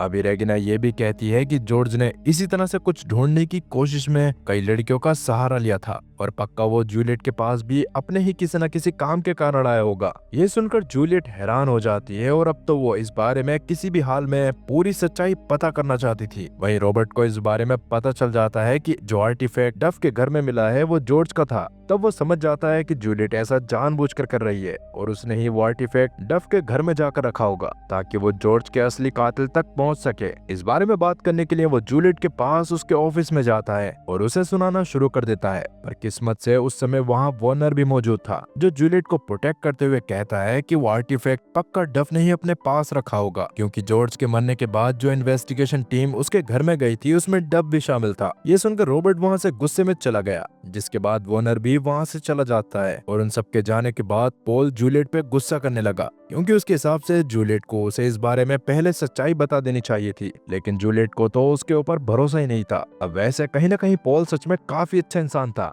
मगर जूलियट, बेकर, मैट, जॉर्ज और मेयर की मौत के बाद से किसी पर भी भरोसा नहीं कर रही थी, खासकर पॉल पे, क्योंकि रॉबर्ट, मीडोज और मैक्सिमम बड़े बड़े लोग उसको ही नया शरीफ बनाना चाहते थे, जबकि पॉल को एक बीमारी थी जिसके कारण उसके हाथ कांपा करते थे, मगर इस बारे में पॉल ने किसी को नहीं बताया। जूलियट ने खुद नोटिस करा था और जूलियट को लगता था कि पॉल भी उन लोगों के साथ मिला हुआ है, क्योंकि पॉल के अनवर्दी होने के बाद भी वो लोग उसे ही शेरिफ बनाना चाहते थे। ये बोलकर जूलियट वहाँ से चली जाती है और पॉल काफी दुखी होकर अपने घर में आ गया था। वहाँ वो परेशान होकर बैठ गया, जो देखकर उसकी बीवी उसे संभालने लगती है। इधर रात में जूलियट वापस से रेगिना से मिलने के लिए जाती है, क्योंकि वो जानना चाहती थी कि क्या रेगिना को जॉर्ज की मौत को लेकर किसी पर शक है। इस पर रेगिना सबसे पहले तो एक फर्राटे वाले पंख को अपने रूम में शुरू करती है, क्योंकि उसके हिसाब से कोई ना कोई तो उनकी आवाजें सुन सकता था। हालांकि रेगिना को एग्जैक्टली इस बारे में पता नहीं होता, मगर वो अब जूलियट से हार्ड ड्राइव के बारे में बताते हुए कहती है कि उसी हार्ड ड्राइव की वजह से ही शायद जॉर्ज की मौत हुई थी, और अभी किसी को इस बारे में नहीं पता था कि वो हार्ड ड्राइव कहाँ है। आगे रेगिना जूलियट को एक बुक देती है जो उसे जॉर्ज ने दी थी, और जॉर्ज को वो बुक उसकी माँ से मिली थी। अभी जूलियट जब उस बुक को ले जाकर देखती है तो वो काफी हैरान रह गई, क्योंकि वो बुक बच्चों की पिक्चर बुक थी जिसमें बाहर की दुनिया की काफी सारी फोटोज थी, और आज तक वैसे नजारे जूलियट ने कहीं नहीं देखे थे। उस बुक में सोफी का नाम लिखा हुआ था, जो वही बूढ़ी औरत थी जो पहले बेकर की वाइफ एलिसन की फर्टिलिटी बढ़वाने उसके पास आई थी। अब वैसे जूलियट को वो बुक देखते हुए जस्टिस डिपार्टमेंट के कुछ लोग भी देख रहे थे, क्योंकि उन्होंने साइलो के हर कमरे में कैमरा लगाया हुआ था, जिसकी वजह से उन्हें सब पता चलता रहता था। और उस कैमरा फुटेज से पता चल रहा था कि कहीं ना कहीं वो कैमरा फ्लावर्स के पास रखे हैं, और शायद वो कैमरा असल में मिरर के ही अंदर लगा हुआ था। इसी वजह से शायद बेकर ने जूलियट के लिए वो नोट छोड़ा था जिसमें उसने फ्लावर्स की क्वांटिटी को डबल करने को कहा था। खैर अभी जूलियट सोफी के बारे में पता करना शुरू करती है, जिसे एलिसन के बाहर जाने के बाद मेंटल हॉस्पिटल में भिजवा दिया गया था, क्योंकि सबको लगता था कि वो पागल हो गई है। उसी वजह से सोफी को वहाँ हमेशा नशे में रखा जाता था। अभी जूलियट उसके पास जाकर उसे बाहर ले जाने की बात करती है, क्योंकि जूलियट को लग रहा था कि सोफी को पक्का कुछ न कुछ तो बहुत ही खास पता है, मगर नर्स उसे सोफी को बाहर ले जाने से मना कर देती है, क्योंकि सोफी को जस्टिस डिपार्टमेंट की इजाजत के बिना कहीं पे लेके नहीं जाया जा सकता था। अब जैसे ही जूलियट पुलिस स्टेशन में वापस आती है तो वहाँ का माहौल काफी ज्यादा खराब था, क्योंकि थोड़ी देर पहले लोगों में बहुत बुरी लड़ाई हो गई थी। उस समय पर पॉल ने जूलियट को बताने की कोशिश भी करी थी, लेकिन जूलियट ने अपने वॉकी टॉकी को बंद करके रखा हुआ था। इसके बारे में बताते हुए पॉल आज जूलियट पे गुस्सा करने लग जाता है और उससे कहता है कि अगर तुम्हें सही से मेरे साथ काम करना है तो तुम्हें कम से कम मेरे ऊपर भरोसा करना पड़ेगा। तब जूलियट भी इस पर मान जाती है और आज पहली बार उसके साथ अच्छे से बात करते हुए उसे बताती है कि वो क्या करने गई थी और वो क्या करना चाहती है। उसकी सारी बातें सुनने के बाद पॉल भी उसकी मदद करने के लिए मान गया, जिसके बाद रात में जूलियट वापस से लूकस से मिलने के लिए जाती है, जहां वो दोनों साथ में बैठकर वापस तारे देखने लगे थे। इस बार जूलियट को कुछ कुछ स्टार्स के बारे में पता था, क्योंकि उसने उस बारे में उसी बुक में देखा हुआ था। अब जैसा कि जूलियट को सोफी से जानकारी निकलवानी थी, उसी वजह से वो वॉर्नर से जाके इस बारे में बात करती है, लेकिन वॉर्नर भी इस मामले में मीडोज के फैसले के बिना कुछ नहीं कर सकता था, और अभी मीडोज उसके बुलाने पर भी बीमारी का बहाना बनाकर अपने घर में रुक जाती है। उसी वजह से जूलियट उससे मिलने उसके घर आ गई और उसको मनाने की कोशिश करती है कि वो जूलियट को सोफी को कुछ समय के लिए बाहर लेकर आने दे, मगर मीडोज इसके लिए मना कर देती है। ये सुनकर जूलियट काफी गुस्सा हो गई, पर अभी वो किसी भी हाल में हार नहीं मानना चाहती थी, इसीलिए वो कुछ सोचते हुए सीधा अपने पापा के पास जाती है और उनसे इस मामले में मदद मांगती है, क्योंकि एज अ डॉक्टर वो कुछ टाइम सोफी को अपने साथ दूसरे रूम में लेके आ सकते थे, जिससे जूलियट को सोफी से बात करने का थोड़ा सा टाइम मिल जाता। शुरू में जूलियट के पिता उसकी मदद करने से मना करता है, पर बाद में वो उसकी मदद करने के लिए मान गया, क्योंकि बचपन से लेकर अब तक जूलियट ने उनसे कुछ भी नहीं मांगा था और शायद यही उन दोनों के रिश्ते को वापस से सही करने का एक मौका था। अब जैसे ही जूलियट का पिता सोफी को कुछ समय के लिए एक रूम में लेके जाता है तो वहाँ जूलियट भी आ गई और जूलियट का पिता सोफी को होश में लाने के लिए उसको इंजेक्शन लगाता है, जिससे सोफी का शरीर तड़पने लग गया था, जो देखकर जूलियट को वो समय याद आता है जब उसके भाई की मौत हुई थी। पर अभी जैसे तैसे हिम्मत करके वो खुद को संभालती है और सोफी से बात करना शुरू कर देती है। इधर जैसे ही इस बारे में रॉबर्ट को पता चला कि जूलियट सोफी को लेकर कहीं चली गई है तो वो काफी ज्यादा गुस्से में आ गया, क्योंकि वो नहीं चाहता था कि सोफी उसे बाहर की दुनिया के बारे में कुछ भी बताए। उसी वजह से वो सीधा अपने लोगों से हॉस्पिटल की तरफ जाने को कहता है। वहीं जूलियट के पिता को पहले से पता था कि कोई उनके ऊपर नजर रख रहा था, उसी वजह से वो जानबूझकर सोफी को अपने साथ ऐसे रूम में लेके आए थे जहां कोई भी कैमरा नहीं था। अभी सोफी जूलियट के पिता को अपने सामने देखकर काफी ज्यादा गुस्से में आ गई, क्योंकि वो भी साइलो के लोगों को बेवकूफ बनाता था और लोगों का प्रेगनेंसी लॉटरी में नाम आने के बाद भी उनका कॉन्ट्रासेप्टिव डिवाइस नहीं हटाता था। ये सुनकर जूलियट अभी अपने पिता को बाहर जाने को कहती है और खुद सोफी से बात करना शुरू कर देती है। वो सोफी को जॉर्ज वाली किताब दिखाते हुए उस बारे में पूछती है, जिस पर सोफी बताती है कि वो बुक मेरी है, जिसे मैंने जॉर्ज की माँ को दिया था और जॉर्ज की माँ ने उसे, पर जॉर्ज ने वो बुक रेगिना को दे दी थी, क्योंकि वो हार्ड ड्राइव जो जॉर्ज के पास थी वो उसे रेगिना ने दी थी, जिसे जॉर्ज ने उससे कहीं से लाने को कहा था। और वो हार्ड ड्राइव असल में रेबेलियन ग्रुप की थी, जो कुल मिलाकर साइलो के बागी लोग थे और उनका मानना था कि बाहर की दुनिया पूरी तरह से सही है, मगर साइलो वाले उन्हें हमेशा बेवकूफ बनाकर रखना चाहते हैं। उस ग्रुप में जूलियट और जॉर्ज दोनों की माँ शामिल थी। ये सुनकर जूलियट काफी ज्यादा हैरान रह गई, पर अभी सोफी बताती है कि जूलियट की माँ ने जो मैग्नीफाइंग लेंस बनाया था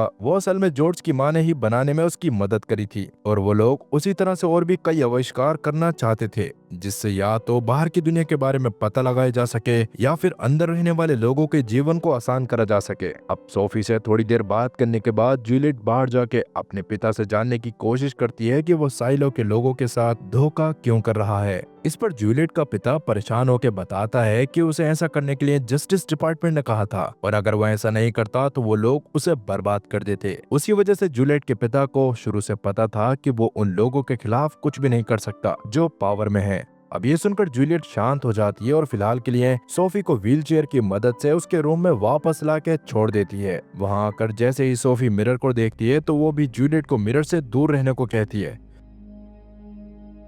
क्योंकि उसे पता था कि मिरर की मदद से उन लोगों के ऊपर नजर रखी जाती है। तब जूलियट को वापस से बेकर के नोट के बारे में भी याद आता है और वो समझ जाती है कि पक्का मिरर के अंदर कुछ न कुछ तो जरूर है, जिसकी वजह से ही बेकर और सोफी उसे मिरर से दूर रहने को कह रहे थे। इसीलिए वो तुरंत ही मिरर को एक कपड़े से ढक देती है, जिस बारे में पता चलते ही रॉबर्ट अपने साथियों से और जल्दी जाने को हॉस्पिटल में पहुंचने को कहता है। इसी बीच सोफी जूलियट को ये बात भी बताती है कि अक्सर बेकर भी उससे मिलने आता रहता था और वो वेंटिलेशन डक्ट के पास कुछ करता था। ये सुनते ही जूलियट तुरंत ही वेंटिलेशन डक्ट को चेक करती है, जिसमें उसे जॉर्ज की हार्ड ड्राइव मिल जाती है। पर तभी वहाँ काफी सारे रॉबर्ट के लोग आ गए थे, लेकिन उन लोगों के अंदर आने से पहले ही जूलियट छुप गई और मौका मिलते ही वहां से चली जाती है, जिसके थोड़ी देर बाद ही वहां रॉबर्ट खुद भी आ गया था, जिसे देखकर सोफी पहचान गई थी कि रॉबर्ट वही आदमी है जिसकी बीवी की एक टाइम पर सोफी ने प्रेग्नेंट होने में मदद करी थी और उसे फोलिक एसिड खाने को कहा था। और अभी रॉबर्ट का बेटा 6 साल का था। खैर सोफी की भलाई के बाद भी रॉबर्ट उससे सही से पेश नहीं आता और उससे पूछने लगता है कि जूलियट उसके पास क्या जानने आई थी। अब वैसे तो सोफी उसे कुछ भी नहीं बताती, मगर वो इस बात को मान लेती है कि सोफी को वेंटिलेशन डक्ट से कुछ न कुछ तो जरूर मिला है।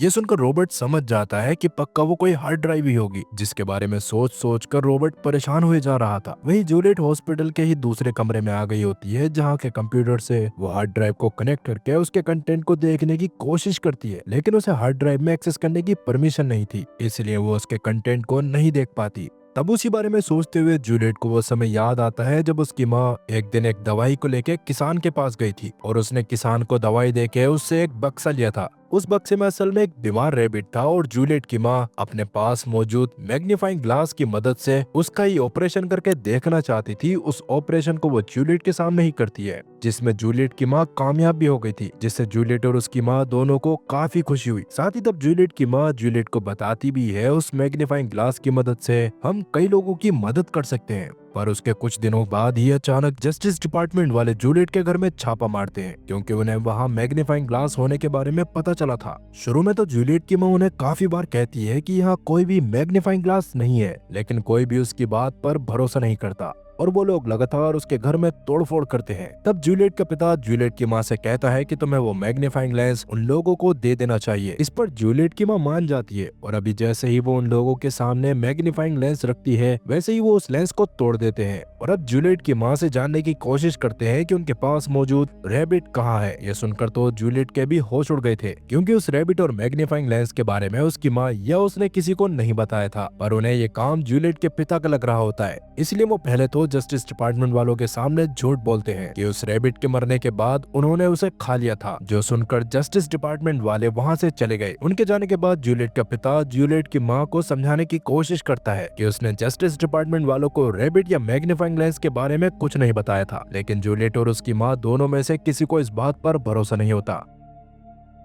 खैर प्रेजेंट टाइम में यही सब याद करते हुए जूलियट की आंख लग गई थी और अचानक पॉल उसे वॉकी टॉकी के जरिए जगाते हुए जल्दी से पुलिस स्टेशन में आने को कहता है, क्योंकि वहाँ रॉबर्ट के लोग आके कुछ ढूंढने की कोशिश करने लग गए थे। ये सुनकर जूलियट तुरंत ही वहाँ जाती है, जिस दौरान रॉबर्ट के लोग कहते हैं कि उनका बहुत ही जरूरी सामान गायब हुआ है और वो उसे ही ढूंढने की कोशिश कर रहे हैं। अभी वो जूलियट के सामान की तलाशी भी लेते हैं, लेकिन उन्हें उसमें कुछ भी नहीं मिलता। अभी उनकी ये हरकत देखकर जूलियट को समझ आ चुका था कि वो लोग असल में उस हार्ड ड्राइव को ढूंढने की कोशिश कर रहे थे, पर जूलियट उसे पहले ही कहीं पर छुपा चुकी थी। अभी उन लोगों के वहां से जाने के बाद जूलियट को गुस्सा आ रहा था, क्योंकि अगर इसी तरह से चलता रहता और रॉबर्ट बार बार उसके लिए मुसीबत खड़ी करता रहता तो वो अपनी इन्वेस्टिगेशन कभी भी पूरी नहीं कर पाती। ये सुनकर पॉल उसे बताता है कि रॉबर्ट के पास ऐसे ही कहीं पर भी तोड़फोड़ करने या छानबीन करने की परमिशन नहीं है और ये एक तरह का क्राइम है जिसके लिए रॉबर्ट को जेल में डाला जा सकता है। ये सुनकर जूल पॉलियट का इशारा समझ जाती है और तुरंत पॉल के पास जाके उसे गिरफ्तार करते हुए कहती है कि तुमने कानून का उल्लंघन करते हुए केस की इन्वेस्टिगेशन के बीच में रुकावट बनने की कोशिश करी है। ये सुनकर रॉबर्ट को काफी गुस्सा आ गया, लेकिन अभी वो कुछ नहीं कर पाता, जिसके बाद पॉल रॉबर्ट को हथकड़ी लगाकर ले गया था और जूलियट रॉबर्ट के ऑफिस की तलाशी लेने लग गई थी, जिस दौरान उसे कुछ लोगों के सर्वेलेंस फाइल्स के रिकॉर्ड मिलते हैं जिनके ऊपर कैमरा से नजर रखी जाती थी, जिनमें ही एक फाइल जूलियट की माँ की भी होती है। उस फाइल को पढ़ने के बाद तुरंत ही जूलियट अपने पिता के पास जाके उनसे जानने की कोशिश करती है कि उसकी माँ ने आत्महत्या क्यों करी थी। इस पर जूलियट का पिता बताता है कि जूलियट की माँ को हमेशा से लगता था कि बाहर की दुनिया काफी अच्छी है, जिसके बारे में वो किसी भी हाल में जानना चाहती थी, मगर जब जस्टिस डिपार्टमेंट ने उसके लेंस को तोड़ दिया तो वो पूरी तरह से टूट गई थी और उसने खुद को खत्म कर लिया, क्योंकि वो साइलो में कैद होकर नहीं रहना चाहती थी। इस बारे में बोलने के बाद जूलियट का पिता ये भी कहता है कि मैंने कभी उसके लेंस और रैबिट के बारे में किसी को नहीं बताया था, पर उसे ऐसा लगता था। ये सुनकर जूलियट रोते हुए अपने पिता के गले लग जाती है, क्योंकि वो सच में अब तक अपने पिता को अपनी माँ की मौत का जिम्मेदार मानती आई थी।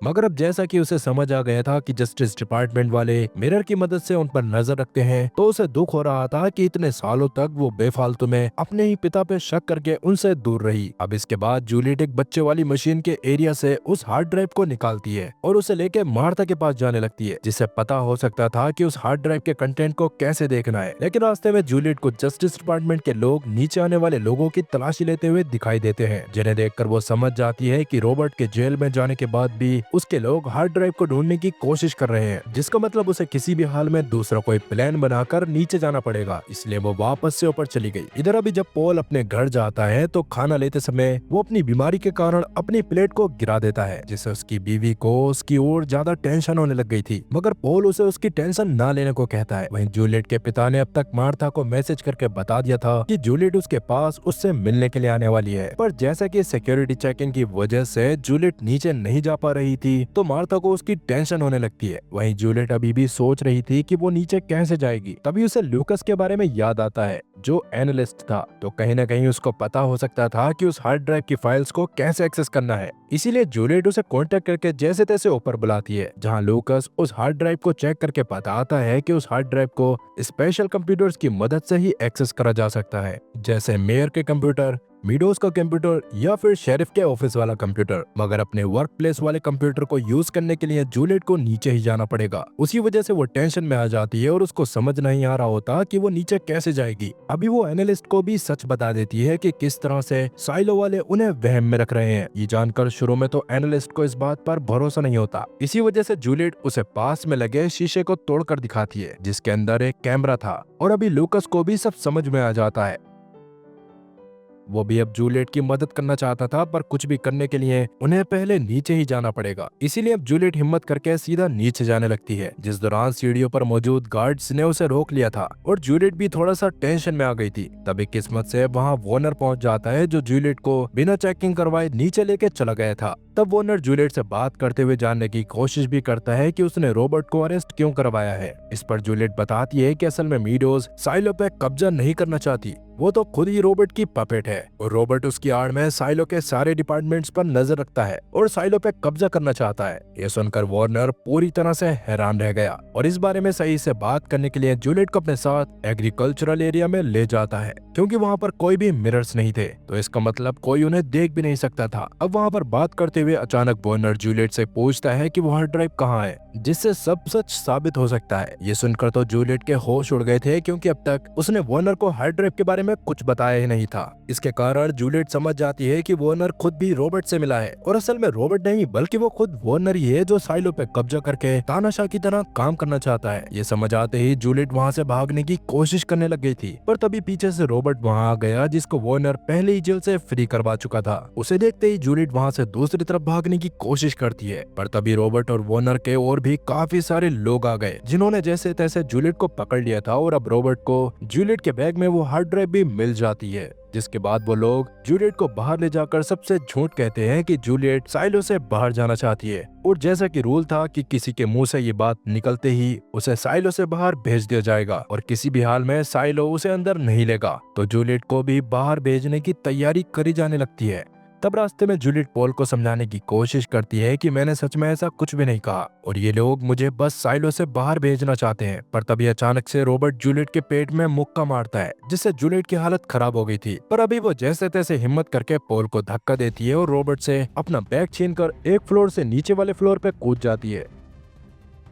इससे वो थोड़ी सी घायल तो हुई थी, मगर रॉबर्ट के बाकी लोगों को नीचे आने में समय लगने वाला था, जिसकी वजह से अभी जूलियट को वहां से भागने का मौका मिल गया। अब इसके बाद रॉबर्ट और वॉर्नर के साथ ही जूलियट को हर जगह ढूंढने की कोशिश करते हैं, मगर उन्हें जूलियट के बारे में कुछ भी पता नहीं चलता। वो उसके बारे में पूछताछ करने के लिए जूलियट के पिता और मार्था के पास भी जाते हैं, लेकिन उन्हें भी जूलियट के बारे में कुछ पता नहीं था। इधर अभी जैसे ही रॉबर्ट की वाइफ मैरी अपने बेटे के साथ अपने घर में आती है, तो उसे घर में कुछ सामान टूटा हुआ दिखाई दिया, जिसे देखकर वो समझ गई थी कि कोई तो उनके घर में घुस आया है। इसीलिए वो सबसे पहले तो अपने बेटे को अलमारी में छुपने के लिए कहती है और धीरे धीरे अपने रूम की तरफ जाती है। वहाँ टेबल पर उसे जूलियट वाली हार्ड ड्राइव रखी हुई दिखाई दे रही थी। उसे देखकर वो उसके पास बढ़ ही रही होती है कि तभी पीछे से जूलियट उसका गला पकड़कर उसे पास में हथकड़ी से बांध देती है और रॉबर्ट के कंप्यूटर से उस हार्ड ड्राइव को एक्सेस करने में कामयाब हो जाती है। उस हार्ड ड्राइव में काफी सारे फोल्डर्स थे, जिन्हें भी जूलियट देखने लग गई थी। और फिलहाल जब जूलियट का ध्यान मैरी के ऊपर नहीं था, तो मैरी एक क्लिप की मदद से खुद को खोलने की कोशिश कर रही थी। वहीं पॉल भी जूलियट के बारे में जल्दी से जल्दी पता करना चाहता था।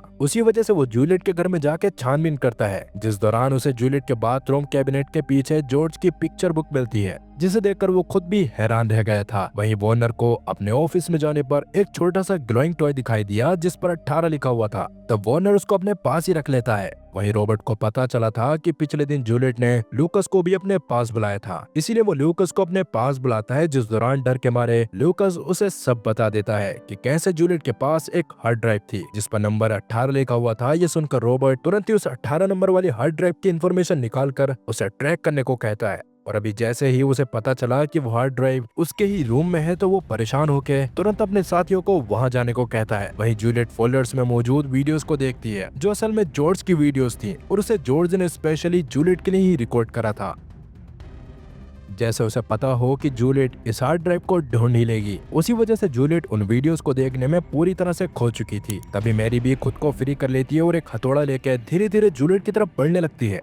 लेकिन उसने जूलियट को मारा नहीं। वो इस बात को जानती थी कि कहीं ना कहीं जूलियट बुरी इंसान नहीं है और वो बस रॉबर्ट का कंप्यूटर इस्तेमाल करने ही आई थी। इसी वजह से वो जूलियट को जल्दी से वहाँ से जाने को कहती है, क्योंकि अगर जस्टिस डिपार्टमेंट वाले वहाँ आ जाते तो जूलियट बड़ी मुसीबत में फंस जाती। ये सुनकर जूलियट तुरंत ही वहाँ से निकल जाती है। इधर वॉर्नर जब रॉबर्ट के सर्वाइलेंस वाले कमरे में था तो अचानक उसे सारी स्क्रीन ब्लैक होती हुई दिखाई देने लगती है, जैसे जूलियट निकलते हुए सारे कैमरास को बर्बाद करते हुए जा रही हो। अभी जब रॉबर्ट अपने घर में पहुंचता है तब तक जूलियट वहां से जा चुकी थी और अब किसी को नहीं पता था कि जूलियट कहां पर है। इधर जूलियट अभी पैट्रिक के घर में आ गई थी, जो उसे बचाने के लिए कुछ भी करने को तैयार था, क्योंकि पहले जूलियट ने भी उसे जेल नहीं जाने दिया था। तब पैट्रिक अपने ही घर में जॉर्ज के पुराने दोस्त को बुलाता है, जो खुद भी उस हार्ड ड्राइव के बारे में जानता था और उसे भी जॉर्ज की तरह ही कंप्यूटर की अच्छी खासी नॉलेज थी। अभी वो जूलियट की उस हार्ड ड्राइव को पैट्रिक के कंप्यूटर में शुरू करने में मदद करता है, जिससे अब जूलियट जॉर्ज के पूरे वीडियोस को देख पाती। उस वीडियो में जॉर्ज बताता है कि उसे साइलो के निचले स्तर पे एक बहुत ही बड़े लोहे के गेट के बारे में पता चला है, जिसके पीछे पक्का कुछ न कुछ तो बहुत ही खास है। और उससे भी ज्यादा खास इस हार्ड ड्राइव में क्लीनिंग वाली वीडियो है, जो तुम्हें देखकर बाकी सबको भी दिखानी चाहिए। ये बताने के बाद जॉर्ज इस बात को भी कहता है कि मैं सच में जूलियट से अपने ही मतलब की वजह से मिला था, ताकि मुझे नीचे के लोगों की जानकारी मिल सके, पर बाद में मुझे जूलियट से सच में प्यार हो गया और मैं आखिरी तक उसके साथ ही रहना चाहता हूँ। ये बात सुनकर जूलियट काफी ज्यादा इमोशनल हो गई, पर अभी वो जैसे तैसे खुद को संभाल कर उस क्लीनिंग वाली वीडियो को खोलती है, जिसे देखकर तो उसके होश उड़ गए थे, क्योंकि असल में उस वीडियो में बाहर का माहौल था जहाँ नीले आसमान में पंछी उड़ रहे थे। वो देखकर जूलियट पैट्रिक और जॉर्ज का दोस्त पूरी तरह से हैरान रह गया।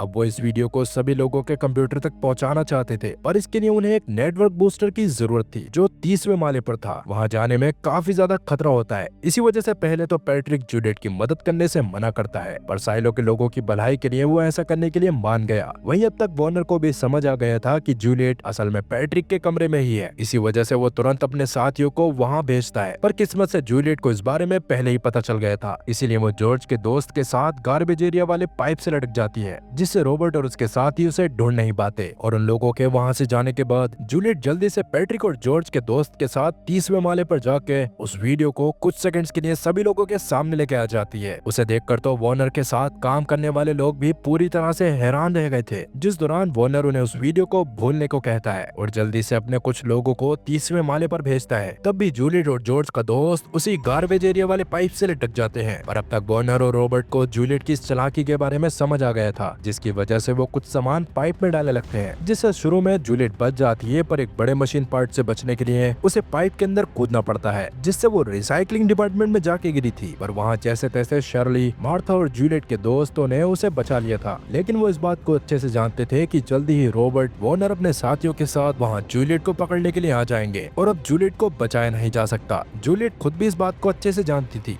इसलिए वो अकेले में मार्था से कुछ बात करती है और थोड़ी ही देर में वहाँ वॉर्नर और रॉबर्ट आके जूलियट को पकड़ लेते हैं, जिस दौरान वॉर्नर ने जूलियट से वो हार्ड ड्राइव लेके उसके सामने ही बर्बाद कर दी थी। और जैसा कि फैसला हुआ था, जूलियट को साइलो को छोड़कर जाना पड़ेगा। जूलियट भी इसके लिए तैयार होती है, पर अभी जेल में जाने से पहले जॉर्ज की मौत का सच जानना चाहती थी। इस पर वॉर्नर भी मान जाता है और अब जूलियट को जॉर्ज की मौत वाले दिन की फुटेज दिखाई जाती है। उस दिन जॉर्ज के बारे में रॉबर्ट और उसके लोगों को पता चल गया था कि वो रिबेलियन की फाइल्स को चेक करके लोगों को उनके बारे में बता रहा है। उसी वजह से रॉबर्ट के लोग उसके पीछे पड़े हुए थे, मगर रॉबर्ट नहीं चाहता था कि वो पकड़ा जाए, इसलिए वो खुद ही 120वें माले से कूद गया था और उसी वजह से उसकी जान गई थी।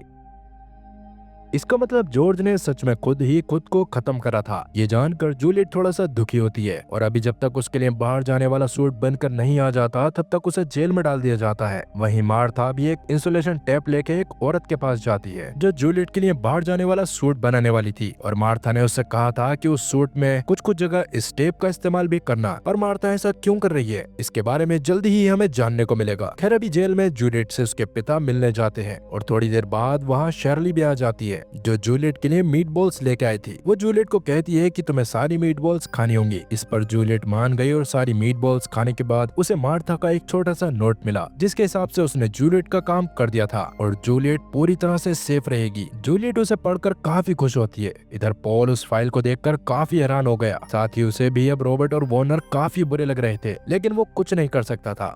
अब वैसे रॉबर्ट को भी पॉल की बीमारी के बारे में पता होता है, लेकिन वो पॉल को सीधा शेरिफ बना देता है, जिससे पॉल हैरान रह गया। और अभी वो अपने घर में जाके अपनी बीवी से इस बारे में बात करता है, पर उसकी बीवी उसे टेंशन ना लेने को कहकर उसे हक करते हुए संभालने लगती है। इधर जूलियट के पास अब वॉर्नर मिलने के लिए आता है, जिसके हिसाब से बाहर की दुनिया अभी भी खराब थी और जूलियट ने जो करा उसे वैसा नहीं करना चाहिए था। लेकिन जूलियट उसकी बात पर भरोसा नहीं करती। उसके हिसाब से वो इमेजेस और वीडियोस जो हार्ड ड्राइव में है पूरी तरह से सही थी और लोगों को इस बारे में पता होना चाहिए था। लेकिन किस्मत खराब होने के कारण वो वीडियो ज्यादा लोगों तक पहुंच नहीं पाई। ये सुनकर जूलियट को काफी बुरा लगा और अभी वो वॉर्नर से जानने की कोशिश करती है कि साइलो के नीचे मौजूद मेटल डोर के पीछे क्या है। अब वैसे इस बारे में वॉर्नर को खुद भी पता नहीं होता और वो कहता है कि साइलो के क्रिएटर काफी सारे राज छोड़कर गए हैं और ऐसी कई चीजें हैं जिनके बारे में किसी को कुछ भी नहीं पता। इतना बोलकर वो वहां से चला गया और अब जूलियट के बाहर जाने का समय भी आ गया था। तब उसे सूट पहनाया जाता है, जिसके बाद मार्था की बातों के अनुसार सूट बनाने वाली औरत ने सूट को कई जगह से टेप से ढक दिया था। उस सूट को पहनकर जब जूलियट साइलो के गेट से बाहर निकलती है तो सबसे पहले उसके ऊपर डिसइंफेक्टेंट डाला जाता है और उसके बाद वो पूरी तरह से बाहर जाती है। बाहर जाते ही उसे वैसा ही नीला आसमान दिखाई दे रहा था जैसे उसने वीडियो में देखा था, जो देखकर उसे काफी अच्छा लगता है। लेकिन अंदर बैठे लोगों को अभी भी बाहर की सारी चीजें पूरी तरह से बंजर ही दिखाई दे रही थी। ये सच में काफी बुरी बात थी। इसलिए गुस्से में जूलियट बाहर के कैमरा को भी साफ नहीं करती और सीधा बेकर और एलिसन की बॉडी की तरफ जाने लगती है। तब वॉर्नर को लगता है कि जल्दी ही जूलियट भी उन दोनों की तरह मर जाएगी। उस दौरान जूलियट को भी थोड़ा सा अजीब लग रहा था, लेकिन वो जैसे तैसे खुद को संभालती है और आगे जाने लगती है। ये देखकर तो वॉर्नर और नीचे मौजूद सभी लोगों के होश उड़ गए थे। तब वॉर्नर जल्दी से अपने उस ग्लोइंग टॉय को लेके एक डोर के पास जाता है और उस टॉय जो असल में एक चाबी थी उसकी मदद से ओपन करता है। उस डोर के पीछे एक छोटी सी स्क्रीन थी जो बाहर की वो स्क्रीन दिखाई दे रही थी जिसे जूलियट देख रही थी। असल में जूलियट को जो दिखाई दे रहा था वो उसी मशीन के कारण बाहर प्रोजेक्ट हो रहा था, जिसके बारे में जूलियट को थोड़ा सा आगे जाकर पता चलता है और उसे अपने सामने अर्थ का असली नजारा दिखाई देता है। अर्थ अभी भी पूरी तरह से बर्बाद थी, लेकिन जूलियट और उसके साथ ही साइलो में रहने वाले लोग आखिरी इंसान नहीं थे। उनके अलावा और भी कई सारे इंसान थे जिन्हें आसपास की जगह पे ही साइलो जैसे और बड़े बड़े बंकर्स बनाकर उनमें रखा गया था, जिसके बारे में आज तक किसी को पता ही नहीं था। जूलियट के साइलो का नंबर 18 था, उसी वजह से उस हार्ड ड्राइव के ऊपर भी 18 लिखा था और वॉर्नर के पास मौजूद उस टॉय पे भी 18 लिखा था। जूलियट ये सब देखकर पूरी तरह से दंग रह गई और अब उसके ऊपर भी बाहर के वातावरण का असर होने लगता है, जिसके कारण उसे सांस लेने में दिक्कत हो रही थी। खैर अभी साइलो नंबर 17 के पास जाने पर जूलियट को वहाँ उन सभी लोगों के कंकाल दिखाई दिए जो पहले बगावत करके अपने साइलो से बाहर आए थे, जिन्हें देखकर जूलियट दहशत में आ गई। तभी उसके सूट की एक टेप हटने से उसका हाथ रेडिएशन के कांटेक्ट में आ गया, जिससे धीरे धीरे जूलियट के सूट का ऑक्सीजन भी खत्म होता जा रहा था। इसीलिए जूलियट अपनी जान बचाने के लिए साइलो 17 में जाके वहां का दरवाजा बंद कर लेती है और सांस लेने के लिए अपने सूट के हेलमेट को तोड़ देती है। आगे अपने सूट को उतारने के बाद वो उस खाली पड़े साइलो 17 को देखने लग गई थी, जिस दौरान ही उसे एक टूटा हुआ ब्रिज भी दिखाई दिया, जिसके दूसरी तरफ से जूलियट को गाने और रेडियो की आवाज आ रही थी। इसलिए जूलियट दूसरी तरफ जाने के लिए काफी सारी रस्सी जमा करती है और उसे ऊपर वाले एरिया पे बांधकर उससे झूलते हुए दूसरी तरफ जाने की कोशिश करती है। पर तभी रस्सी के टूटने से जूलियट साइलो के नीचे मौजूद तालाब में जा गिरी, जहाँ वो डूबने लग गई थी। लेकिन तभी उसके हाथ एक बाल्टी लगती है, जिसको पकड़कर वो जैसे तैसे किनारे पर आ गई थी। अभी उसके हाथ में भी काफी दर्द हो रहा था, इसलिए वो अपने कपड़े बदलकर हाथ पे कपड़ा लपेटती है और आसपास मौजूद खराब चीजों से दूसरी तरफ जाने के लिए एक ब्रिज बना लेती है। दूसरी तरफ जाने पर जूलियट को एक सीक्रेट रूम दिखाई दिया, जो काफी कोशिश करने पर भी जूलियट से नहीं खुल रहा था, क्योंकि उसे बस एक पासवर्ड से खोला जा सकता था। तभी जूलियट को गेट की खिड़की से एक आदमी की आंखें दिखाई दी, जो पागलों की तरह जूलियट को वहाँ से जाने को कह रहा था। आखिरकार ये आदमी था कौन? खैर बाहर आने के बाद जूलियट ने जो भी देखा था वो सब उसके साइलो के मेयर वॉर्नर ने भी साइलो 18 के उस खास कमरे में जाके देखा हुआ था, जिसकी चाबी उसके पास थी। अभी ऐसी चीजें देखने के बाद वो हैरान रह गया था और उसे पता था कि जूलियट के जिंदा होने की वजह से अब उनके साइलो में भी बगावत होगी और लोग बाहर जाने की जिद करेंगे। इसीलिए वो रूल बुक में इससे निपटने का तरीका ढूंढने की कोशिश करता है, लेकिन बुक में यही लिखा हुआ था कि अगर बाहर जाने वाला इंसान बाहर जाके कैमरा साफ नहीं करता तो वॉर के लिए तैयार हो जाओ। अब सच में बाहर मौजूद लोग जूलियट के जिंदा रह जाने के कारण हैरान थे और अभी वो सब बाहर जाने के लिए मेयर के खिलाफ नारेबाजी करने लग जाते हैं। तब जैसे तैसे मैकेनिकल डिपार्टमेंट का हेड सबको ये बोलकर शांत करवाता है कि जूलियट एक टीले के दूसरी तरफ जाके कैमरा कैमरे में दिखाई नहीं दे रही थी और हो सकता था कि वो दूसरी तरफ जाके मर गई हो। इससे कुछ लोग तो शांत होते हैं, लेकिन कुछ लोगों को अभी भी भरोसा था कि जूलियट जिंदा है। लोगों को शांत करने के लिए मार्था उन पर पानी डालती है। अब वैसे मार्था काफी ज्यादा गुस्से में थी, क्योंकि उसे लग रहा था कि जूलियट मर गई होगी, क्योंकि सूट में लिमिटेड अमाउंट ही ऑक्सीजन होती है। इधर वार्नर लोगों से परेशान होकर मीडोज के पास मिलने जाता है, क्योंकि उसके अलावा मीडोज के पास ही साइलो के रूल्स को चेंज करने की पावर थी और वो चाहता था कि मीडोज उसका साथ दे। तब मीडोज भी उसकी मदद करने के लिए मान जाती है, पर बदले में वो खुद भी किसी वजह से साइलो के बाहर जाना चाहती थी। इसके लिए पहले तो वार्नर मना कर देता है, पर बाद में वो मीडोज की शर्त मान जाता है, जिसके बाद वो दोनों बाहर हुड़दंगा कर रहे लोगों के पास जाते हैं और वार्नर सबको स्पीच देते हुए झूठ कहता है कि असल में पहले के टाइम पर वो जो सूट लोगों को बाहर भेजने के लिए इस्तेमाल करते थे उसमें अच्छी क्वालिटी की टेप्स इस्तेमाल नहीं होती, जिसकी वजह से लोग मर जाते थे। लेकिन इस बार उन्होंने जूलियट के सूट में नई तरह की टेप इस्तेमाल करी थी, जिसके ज्यादा ड्यूरेबल होने के कारण ही जूलियट इतने समय तक जिंदा रह पाई। और अब मैकेनिकल डिपार्टमेंट वाले ऐसे सूट्स बनाने पर काम करेंगे जिसे पहनकर एक दिन के लिए बाहर जाया जा सके। ये सुनकर सब शांत हो गए, क्योंकि अब तक उन्हें लग रहा था कि बाहर का माहौल सही है, जबकि वार्नर के हिसाब से जूलियट तो बस टेप की ड्यूरेबिलिटी की वजह से ज्यादा समय तक जिंदा रही। ये बात सुनकर नीचे खड़ी जूलियट की दोस्त शर्ले भड़क जाती है, क्योंकि वो सच्चाई जानती थी, इसलिए वो इस बारे में बाकियों को बताने की कोशिश भी करती है, मगर ज्यादातर लोग उसकी बातों पर भरोसा नहीं करते। खैर, अभी साइलो में चल रही चीजों की वजह से रॉबर्ट को भी डर था कि कहीं उसको अपनी पोजीशन को लूज न करना पड़े, इसलिए वो इस बारे में वार्नर से बात करने जाता है। लेकिन वार्नर, जिसकी अभी खुद फटी पड़ी थी, वो उससे ज्यादा बात नहीं करता और कहता है कि कुछ दिनों में मामला अपने आप शांत हो जाएगा। अब वैसे साइलो दो ग्रुप्स में बट गए थे। पहला ग्रुप मानता था कि बाहर का एटमॉस्फेयर अभी भी खराब है, लेकिन दूसरे ग्रुप का मानना था कि बाहर सब सही है और जूलियट अभी भी जिंदा है। इसीलिए वो लोग जगह जगह पर जूलियट के नाम के ग्राफिटी बनाने लगते हैं,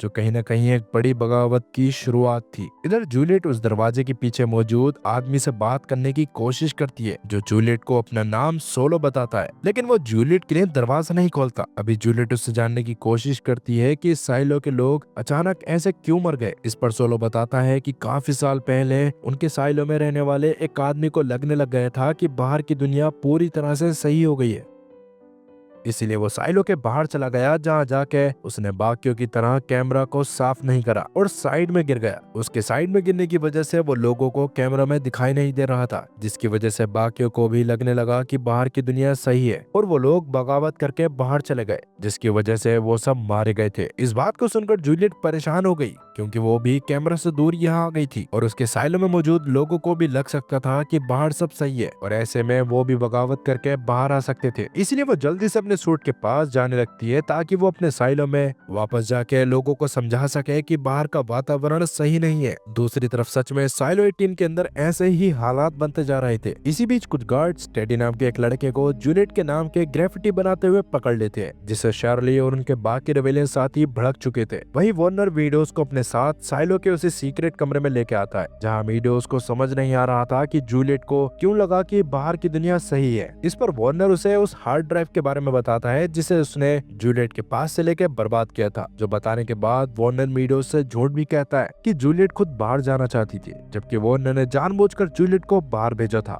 मगर मीडोज को पूरी तरह से इस बात पर भरोसा नहीं होता, क्योंकि जूलियट खुद बाहर जाना चाहती थी। इसलिए अभी वो वार्नर के पास से निकलकर सीधा पॉल के पास जाती है और उसे इस बारे में सीक्रेट इन्वेस्टिगेशन करने को कहती है। वहीं साइलो 17 में जूलियट को अपने सूट के पास जाके पता चला कि उसका सूट खराब हो गया है, इसलिए वो उदास होकर फिर से उसी दरवाजे के पास आके बैठ गई, जहाँ उसे खाने का डब्बा रखा हुआ दिखाई दिया। भूख की वजह से खाना देखते ही जूलियट ने उसे खा लिया, जिसे खाने के बाद वो सोलो का शुक्रिया अदा करती है, जिस पर सोलो से बताता है कि मैंने बस खाना इसी वजह से रखा था ताकि मैं इस बात को कंफर्म कर सकूं कि तुम रियल हो या नहीं।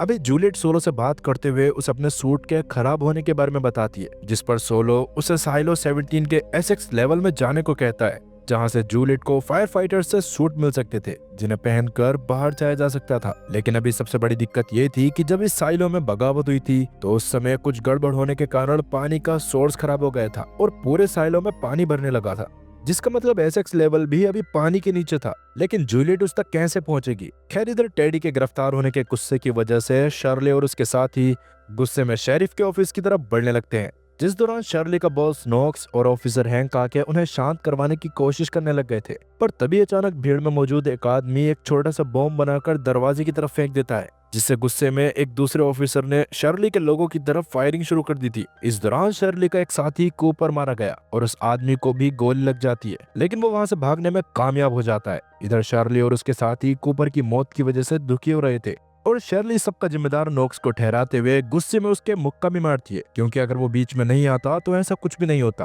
तब नोक्स भी शर्ली का ही साथ देने का फैसला करते हुए उसे साइलो के नीचे मौजूद एक एरिया के बारे में बताता है, जहाँ एक दीवार पे कई सारे लोगों के नाम लिखे हुए थे और वो सारे के सारे लोग मैकेनिकल डिपार्टमेंट से थे, जिन्होंने कभी न कभी साइलो में बगावत करने की कोशिश करी थी।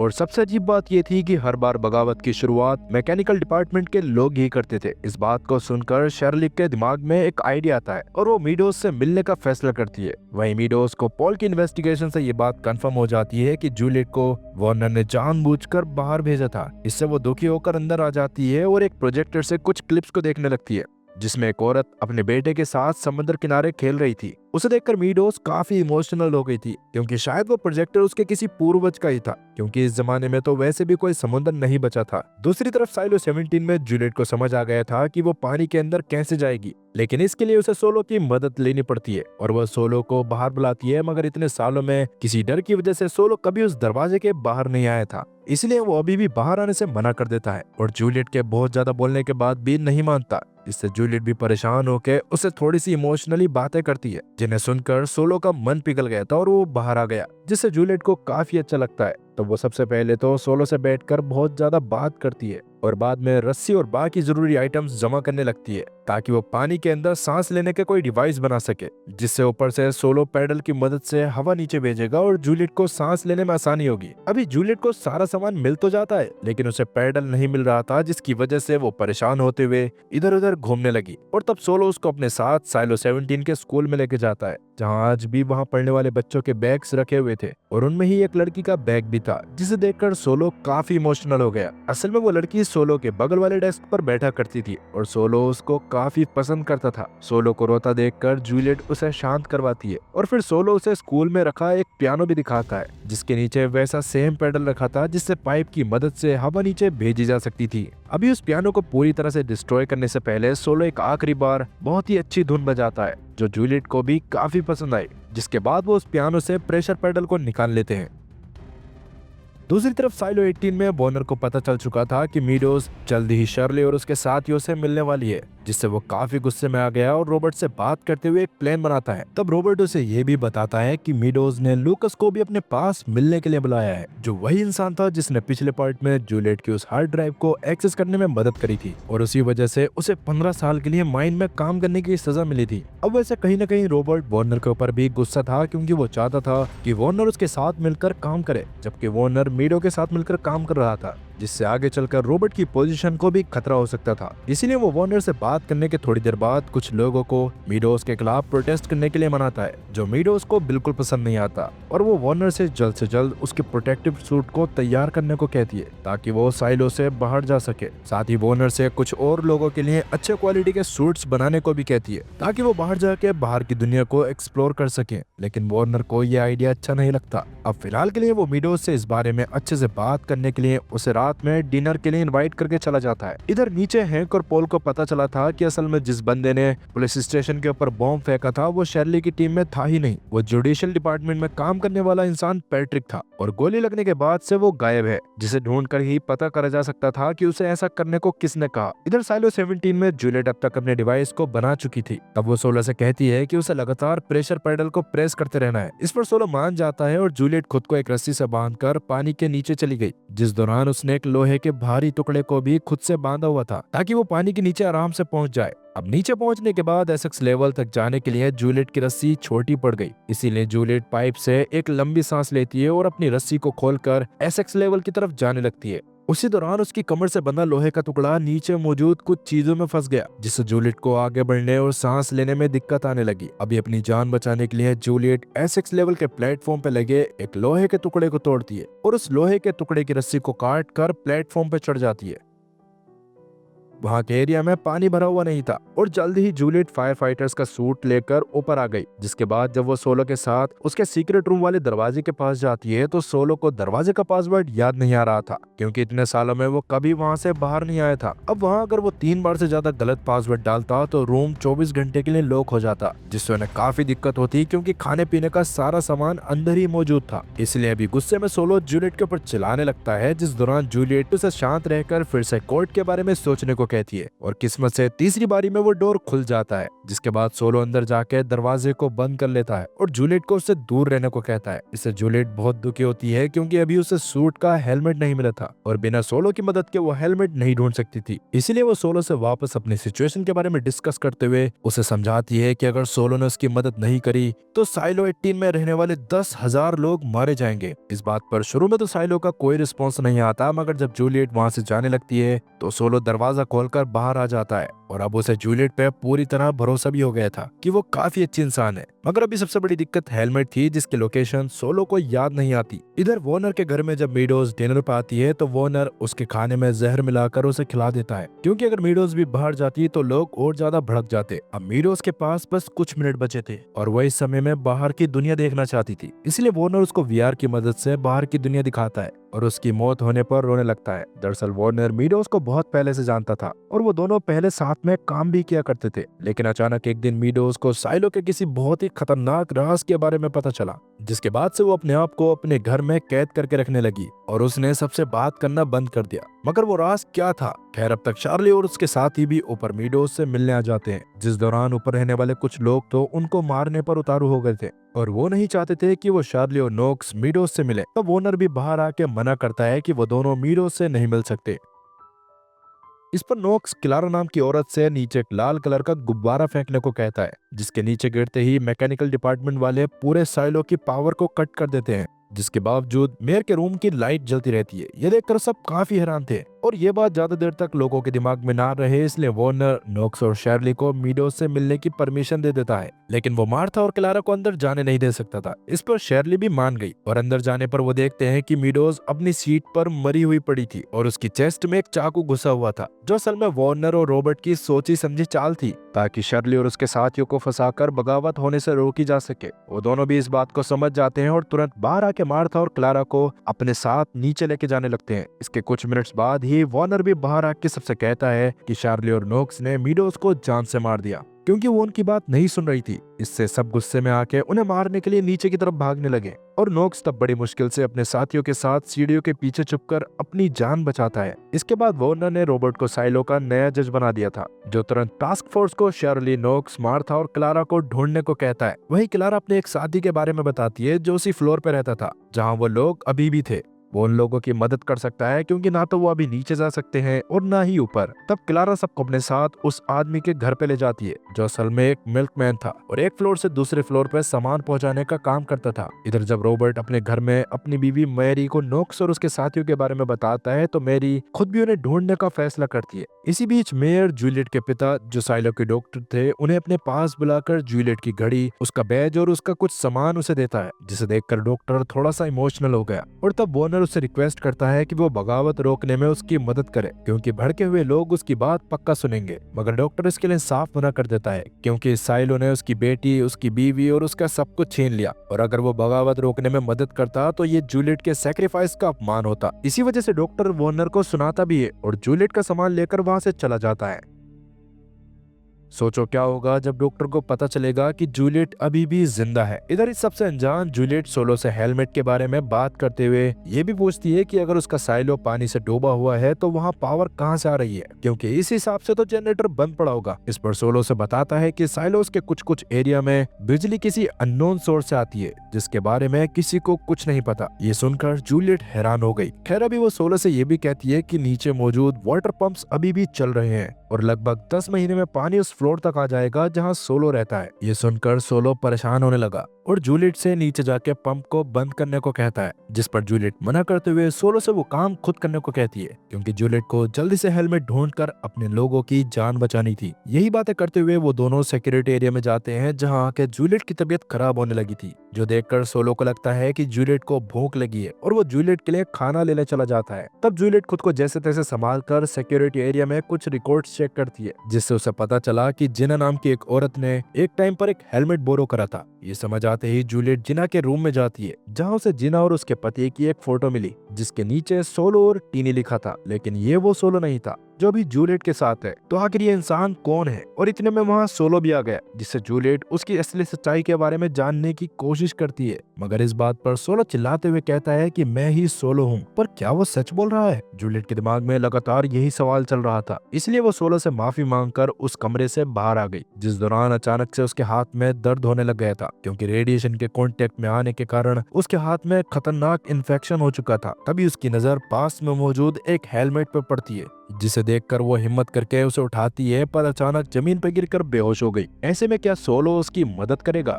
खैर अभी साइलो 18 में वार्नर अपने पास लूकस को बुला के उसकी सजा माफ करने को कहता है, जिसके बदले में लूकस को वो पुरानी हार्ड ड्राइव रिपेयर करनी पड़ेगी। इस पर लूकस भी मान गया और कुछ ही देर में ड्राइव को सही भी कर देता है। उस ड्राइव के अंदर साइलो का एक मैप था और साइलो के कुछ कुछ एरियाज से कुछ वायर्स कनेक्टेड थे जो साइलो से बाहर जा रही थी, पर वो कनेक्शंस कहाँ से थे इसके बारे में किसी को कोई अंदाजा नहीं था। अभी लूकस को सैल्वाडोर क्विन नाम के एक आदमी के बारे में भी पता चलता है, जिसने 140 साल पहले एनक्रिप्टेड लैंग्वेज में अपनी वाइफ को एक लव लेटर लिखा था, पर वो असल में लव लेटर नहीं बल्कि साइलो की काफी सारी डिटेल्स थी, जिनसे ना जाने साइलो के क्या क्या राज खोले जा सकते हैं। दूसरी तरफ नोक्स और शर्ली थोड़ी देर के लिए बाहर आते हैं, जहाँ कुछ लोगों ने उन्हें मारने के लिए पकड़ लिया था, मगर तभी वहाँ मैरी पहुंचकर उन दोनों को बचाती है और उन्हें अपने साथ एक ऐसे रूम में लेके जाती है जहाँ कोई कैमरा नहीं था। तब नोक्स और शर्ली को समझ नहीं आता कि मैरी उनकी मदद क्यों कर रही है, लेकिन मैरी उन्हें कुछ नहीं कहती और बस वहाँ से चली जाती है। इधर जैसे तैसे पॉल और हैंक पैट्रिक को ढूंढ लेते हैं, जिसकी हालत काफी खराब थी और वो साइलो के निचले हिस्से में छुपा हुआ था। उसको देखकर हैंक तुरंत डॉक्टर को बुलाने जाता है और उसके जाने के बाद पैट्रिक पॉल को बताता है कि पिछले सीजन में मैंने ही जूलियट की मदद करी थी, ताकि वो साइलो के लोगों को बाहर की हकीकत कैमरा की मदद से दिखा सके, लेकिन वार्नर ने उस समय सारी स्क्रीन्स को बंद कर दिया था। अभी पॉल उससे जानने की कोशिश करता है कि तुम्हें शेरिफ सेंटर पे हमला करने को किसने कहा था, मगर इस बारे में पैट्रिक कुछ नहीं कहता। पर तब पॉल उसे एक पेज दिखाता है, जिसे देखकर अचानक पैट्रिक पॉल को सब बताने के लिए मान गया था, मगर वो अपनी जान बचाना चाहता था, जिसके लिए पॉल भी मान गया। वहीं नोक्स और शर्ली को समझ आ गया था कि वो नीचे कैसे जाएंगे, इसलिए वो दोनों फिर से क्लारा के उस दोस्त के पास जाते हैं और उससे मिल्कमैन का ग्रैपलिंग टूल लेके सीधा नीचे वाले फ्लोर्स पे कूद गए। इस दौरान पुलिस वालों को उनके बारे में भी पता चल चुका था, लेकिन उनके आने से पहले शर्ली और नोक्स अपने साथियों के पास पहुंच चुके थे, पर क्योंकि एक्टिविटी क्लारा और मार्था के लिए जानलेवा हो सकती थी, इसलिए वो दोनों ऊपर ही थे। इस बारे में वार्नर को पता चलने पर वो गुस्से में मैकेनिकल डिपार्टमेंट का खाना पीना बंद करवा देता है और उसने किसी से नीचे मौजूद खाने में भी जहर मिलवा दिया था। इससे सब काफी परेशान हो गए, लेकिन उतने में ही मार्था नीचे काफी सारा खाना लेके आई, जो ऊपर रहने वाले कुछ लोगों ने भेजा था, क्योंकि वो भी सीक्रेटली उनको सपोर्ट कर रहे थे। इससे अभी कुछ समय तक उन्हें खाने पीने की कोई दिक्कत नहीं होने वाली थी, जो देखकर वार्नर को और ज्यादा गुस्सा आने लगा, लेकिन उसे थोड़ी खुशी भी थी, क्योंकि उसने मार्था की बीवी कार्ला को पकड़ लिया था। इधर अभी नोक्स अपने साथियों से कहकर काफी सारे हथियार बनवाता है और बाद में वो लोग हथियारों की मदद से ऊपर वाले कुछ फ्लोर्स पे हमला करके सारी सिक्योरिटी को भगा देते हैं, जिससे अब उनके खाने पीने की दिक्कत पूरी तरह खत्म हो चुकी थी, क्योंकि वो फ्लोर एग्रीकल्चरल एरिया था। वहीं पॉल अभी पैट्रिक को सही करने के लिए अपने घर में जूलियट के पापा को बुलाता है और वो भी पैट्रिक के शरीर से गोली निकालकर उसे सही कर देते हैं, जिसके बाद पैट्रिक से बात करके पॉल को पता चला कि उसे शेरिफ स्टेशन पे हमला करने को रॉबर्ट ने कहा था, ताकि वो टास्क ऑफिसर से कुछ बगावती लोगों को मरवा कर बाकियों को डरा सके। इससे पॉल को ये भी समझ आ जाता है कि पक्का नोक्स और शर्ली भी निर्दोष हैं, इसलिए वो उन दोनों के पास जाके उनसे बात करता है और जब उसे शर्ली से भी इस बात की कंफर्मेशन मिल जाती है, तो वो वार्नर से रेडियो की मदद से कांटेक्ट करके कहता है कि उसे नोक्स और शर्ली मिल तो गए हैं, पर वो पहले मीडोज की मौत के असली कारण के बारे में पता करना चाहता है। इस बात को सुनकर वार्नर को गुस्सा तो आया था, मगर उसके कुछ कहने से पहले ही पॉल रेडियो डिस्कनेक्ट कर देता है। तब नोक्स और शर्ली पॉल को शुक्रिया कहते हैं, मगर पॉल उन्हें कहता है कि मैं बस सच के साथ हूँ, पर बगावत मुझे भी पसंद नहीं है। इधर वार्नर को अभी लूकस से बात करके एली नाम के एक वर्ड के बारे में पता चलता है, जो शायद सैल्वाडोर क्विन की बेटी थी और शायद उसका नाम किसी न किसी चीज का क्लू है, क्योंकि उसका जिक्र काफी बार हुआ है। पर इससे आगे लूकस को समझ नहीं आ रहा होता है कि वो इस बारे में पता करना शुरू कहां से करे। ये जानकर वार्नर उसे अपने साथ साइलो के सीक्रेट रूम में ले आया, जो असल में एक बहुत बड़ी लाइब्रेरी थी जहां ह्यूमन हिस्ट्री से रिलेटेड बहुत सारी चीजें और बुक्स मौजूद थी। इवन वहां एक टैब भी था जिसमें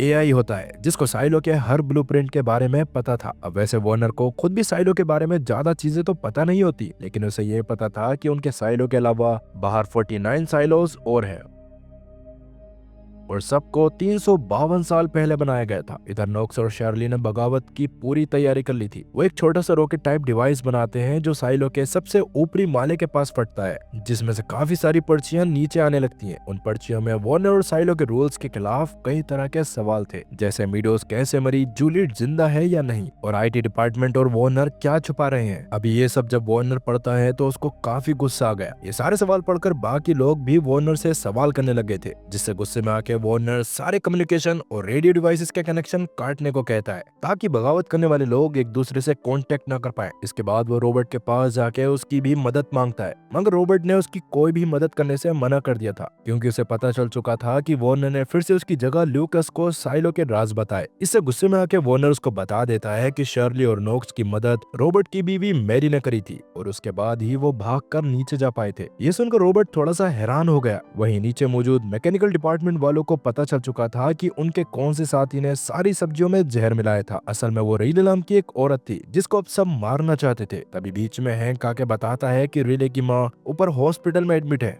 जिसके जान से मारने की धमकी देके ही वार्नर ने रिले को जहर मिलाने पर मजबूर करा था। जो रिले ने करा तो, लेकिन उसने ही शुरू में सबको बताया था कि सब्जियों में जहर है, जिसका मतलब वो किसी को नुकसान नहीं पहुंचाना चाहती। ये सुनकर सब शांत हो गए। इधर लूकस को रिसर्च करके नंबर 77 के बारे में पता चलता है, जो लेटर में बार बार रिपीट हो रहा था, और उसी लेटर से लूकस को एक बुक का रेफरेंस भी मिला जो कम से कम 140 साल पुरानी होनी चाहिए थी। इस बारे में वार्नर को पता चलने पर वो लूकस को विजर्ड ऑफ ओज नाम की बुक देता है, जिसे मीडोज भी अचानक से पढ़ने लग गई थी। दूसरी तरफ साइलो 17 में जूलियट की आंख खुलने पर उसे अपने सामने सोलो दिखाई दिया, जिसने उसकी मदद करके उसके इन्फेक्शन पर कुछ दवाइयां लगा दी थी, जिससे जूलियट पूरी तरह सही हो जाएगी। लेकिन जूलियट को जो हेलमेट मिला था उसको सोलो ने छुपा दिया होता है, जो वो जूलियट को वापस तभी करने वाला था जब जूलियट उसके साइलो के वाटर पंप को सही कर दे। इस पर जूलियट उसको समझाने की कोशिश करती है कि मैं अपने लोगों की जान बचाकर तुम्हारी मदद करने जरूर आऊंगी, मगर सोलो को इस बात का डर था कि अगर जूलियट बाहर जाके मर गई तो 10 महीने बाद वो भी मर जाएगा। इसीलिए अब ना चाहते हुए भी जूलियट को सोलो की मदद करने के लिए मानना पड़ता है। वो फिर से जरूरत के सामान को इकट्ठा करके एक पुली बनाती है, जिसकी मदद से वो साइलो 17 के सबसे नीचे मौजूद मैकेनिकल डिपार्टमेंट वाले एरिया के पास ही जाने वाली थी। इसलिए इस बार वो ऑक्सीजन सिलेंडर्स का इस्तेमाल करती है और एक लोहे के भारी प्लेटफॉर्म पर बैठकर नीचे जाने लगती है। ऊपर से सोलो हर बात का ध्यान रख रहा था, और अगर कोई भी दिक्कत होती या जब उनका काम खत्म हो जाता तो सोलो जूलियट को वापस से ऊपर खींच लेता। अब नीचे जाने के बाद जैसे तैसे जूलियट पंप को सही कर देती है, लेकिन जब वो ऊपर जाने के लिए सोलो को सिग्नल भेजती है तभी अचानक ऊपर से उससे बनी रस्सी टूट जाती है, जो देखकर तो जूलियट के होश उड़ गए थे। और सबसे बेकार बात ये थी कि उसका ऑक्सीजन भी खत्म होने वाला था। अभी अपनी जान बचाने के लिए जूलियट घबराते हुए अपने पहने हुए सारे भारी सामान को उतार कर प्लेटफॉर्म की रस्सी पकड़ती है और जल्दी जल्दी ऊपर जाने लगती है। किस्मत से जैसे तैसे जूलियट ने ऊपर आके अपनी जान बचा ली थी, पर ऊपर आने के बाद उसे सोलो कहीं दिखाई नहीं दिया। जहाँ सोलो खड़ा था वहाँ बस खून के धब्बे और एक कुल्हाड़ी मौजूद थी, जो देखकर जूलियट के होश उड़ गए और उसे समझ नहीं आता कि सोलो आखिर गया कहाँ और सोलो के ऊपर हमला किसने करा। क्या कोई और सोलो में घुस गया है? ये ख्याल मन में आते ही जूलियट कुल्हाड़ी को उठाकर फिर से सोलो को ढूंढना शुरू कर देती है, पर जैसा कि वो अभी अभी पानी से बाहर आई थी इसलिए हवा का प्रेशर उसके कानों में और ज्यादा बढ़ने लगा, जिससे उसे काफी दर्द हो रहा था। इसलिए वो साइड में जाकर बैठ गई। वही लूकस जो मीडोज के घर में थोड़ी छानबीन करने आता है, जहाँ 2 गार्ड्स पहले से मौजूद थे, मगर लूकस ने उन्हें वार्नर का दिया हुआ ब्लू पास दिखा के भगा दिया। उस ब्लू पास का मतलब था कि लूकस के पास साइलो के किसी भी मामले में टांग अड़ाने की परमिशन है।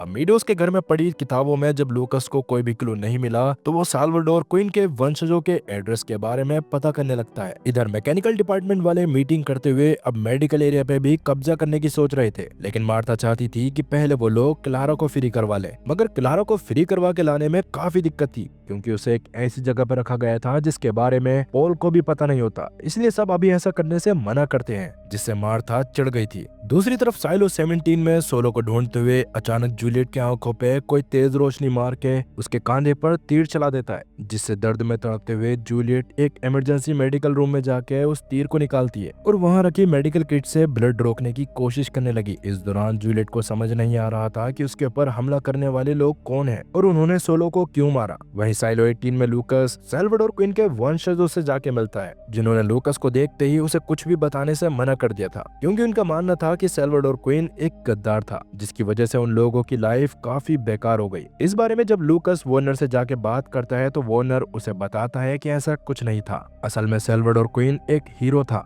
क्योंकि उसके समय से पहले लगभग हर 20 साल में लोग बगावत करते थे, पर बाद में उसने वाटर पंप में एक ऐसा कंपाउंड मिलाकर ऐड कर दिया जिससे लोग थोड़ा सा शांत रहते हैं और बहुत धीरे धीरे पिछली बातों को भूल जाते हैं, लेकिन उन्हें इस चीज का एहसास नहीं होता। सच्चाई जान के हैरान होने के बाद लूकस फिर से सैल्वाडोर क्विन के वंशजों के पास जाता है और उन्हें भी सैल्वाडोर क्विन की सच्चाई बताता है, लेकिन वो लोग पहले से इस बारे में जानते थे। उन्होंने लूकस को इस बारे में नहीं बताया था, क्योंकि एक बार मीडोज भी ऐसे ही उनके पास आई थी और उन लोगों को सैल्वाडोर क्विन की बुक्स दी थी जो सैल्वाडोर ने खुद लिखी थी। फिलहाल अभी वो लोग लूकस को एक ऐसी बुक देते हैं जिन पर बाद में रिसर्च करने पर लूकस को एक मैसेज मिला कि अगर तुम इतना आगे आ गए हो तो तुम जानते हो कि ये सब झूठ है। इस बात का मतलब लूकस को समझ नहीं आता, इसलिए वो वहाँ से जाने लगता है। तब रास्ते में उनके पास रॉबर्ट आके कहता है कि वो नर्स सही इंसान नहीं है, क्योंकि जब उसे उसकी चाहिए हुई चीज मिल जाती है तो वो अपने साथियों को मार देता है।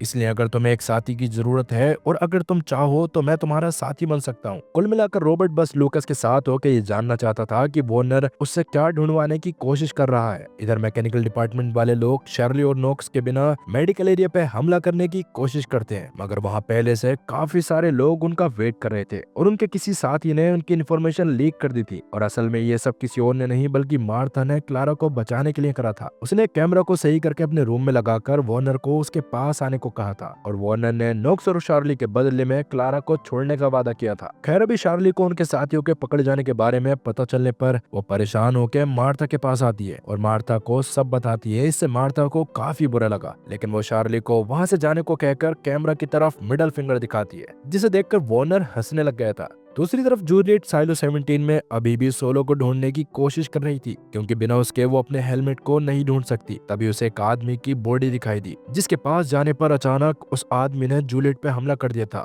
तब जूलियट भी उसे पूरी जान लगाकर मारती है और फाइनली उसके हेलमेट को उतार देती है। इससे जूलियट को पता चलता है कि वो कोई आदमी नहीं बल्कि एक लड़की है जिसका नाम ईटर है। तभी अचानक पीछे से रिक और ऑड्री नाम का एक और कपल आ जाता है, जिनके 2 बच्चे भी थे और ऑड्री ने ही जूलियट को तीर मारा था। पर वो लोग किसी दूसरे साइलो से नहीं आए थे, बल्कि वो लोग भी बगावत के दौरान जैसे तैसे बच गए थे और बाहर मौजूद खाने पीने की चीजें पहले से जमा करके अपना काम चला रहे थे। इवन जब जूलियट आई थी तब से ही वो लोग उस पर नजर रखे हुए थे, जिस दौरान ऑड्री तो उसको जान से मारना चाहती थी। इसीलिए जब जूलियट रस्सी से झूलकर टूटे हुए फ्लोर के दूसरी तरफ जाने की कोशिश कर रही थी, तब उसने ही तीर मारकर जूलियट की रस्सी तोड़ी थी। मगर रिक ऐसे ही किसी को नहीं मारना चाहता था, इसलिए उसने जूलियट के पानी में गिरने के बाद पानी में एक बाल्टी फेंक दी ताकि जूलियट अपनी जान बचाकर ऊपर आ जाए। ये सब जानने के बाद जूलियट हैरानी से उनसे सोलो के बारे में पूछती है। इस पर वो बताते हैं कि उन्होंने जूलियट के पानी में जाने के बाद, क्योंकि सोलो ने उनके किसी खास की जान ली थी और उसके बाद से वो कभी उस सीक्रेट रूम से बाहर नहीं आया था। उसी हमले के दौरान धोखे से जूलियट की रस्सी भी कट गई थी। ये सुनकर जूलियट को काफी बुरा लगा और वो उन लोगों से सोलो की लोकेशन के बारे में पूछती है ताकि वो सोलो से हेलमेट के बारे में पूछ सके। ऑड्री भी तब उसे सोलो से मिलवाने के लिए मान गई थी, मगर बदले में जूलियट को सोलो से उसके सीक्रेट रूम का पासवर्ड पता करके बताना पड़ेगा, क्योंकि धीरे धीरे उनके पास खाना खत्म हो रहा था और उनके बच्चे बीमार थे, पर सारा खाना और दवाइयाँ उसी सीक्रेट में है। ये सब सुनकर जूलियट भी इसके लिए मान गई और जूलियट ईटर के साथ मिलकर पहले सोलो के बारे में सच्चाई पता करने की कोशिश करने लगी थी। तब उसे पता चला कि सोलो ने अपने घर का जो एड्रेस बताया था वो किसी रसल नाम के आदमी का एड्रेस होता है। इसका मतलब सोलो पक्का उससे झूठ कह रहा था। अभी रसल के घर जाने पर जूलियट को वहाँ एक और प्रोटेक्टिव सूट मिलता है, मगर वो उसका इस्तेमाल ना करके सोलो के बारे में और पता करने की कोशिश करती है और तब जाके उसे पता चलता है कि सोलो का असली नाम जिम्मी है, जो बगावत के टाइम पर बस 12 साल का था, लेकिन हम सोलो को सोलो ही बोलेंगे। खैर ये समझ आते ही जूलियट रिक से बात करके सोलो के पास जाती है, जो काफी ज्यादा घायल था। पर अभी अभी जूलियट उससे बात करते हुए उसके बारे में सच्चाई जानने की कोशिश करती है। इस पर सोलो बताता है कि वो असल में रसेल का बेटा है, जिसने ही बगावत को रोकने की कोशिश करी थी, मगर किसी ने उसकी बात नहीं मानी। इतने में ही सोलो के पास आके ऑड्री उससे धौंस देते हुए कहती है कि उसने उसके मॉम और रिक के डैड को क्यों मारा। असल में सब खत्म होने के बाद सोलो अकेले सीक्रेट रूम में रह रहा था, मगर एक दिन जैसे तैसे ऑड्री की मॉम और रिक के डैड, जो बाकी लोगों के साथ बाहर नहीं गए थे, उन्हें किसी तरह सीक्रेट रूम के कोड का पता कर लिया और सीक्रेट रूम में आके सोलो को शूट भी कर दिया। मगर जब वो फुट वोल्ट में गए तो अपनी जान बचाने के लिए सोलो ने वहां का दरवाजा बंद कर दिया था, जिससे ही उनकी मौत हो गई। लेकिन सोलो ने ये सब बस अपनी जान बचाने के लिए करा था। अभी अपनी बात पे यकीन दिलवाने के लिए सोलो उन्हें अपने पेट पे मौजूद गोली का निशान भी दिखाता है,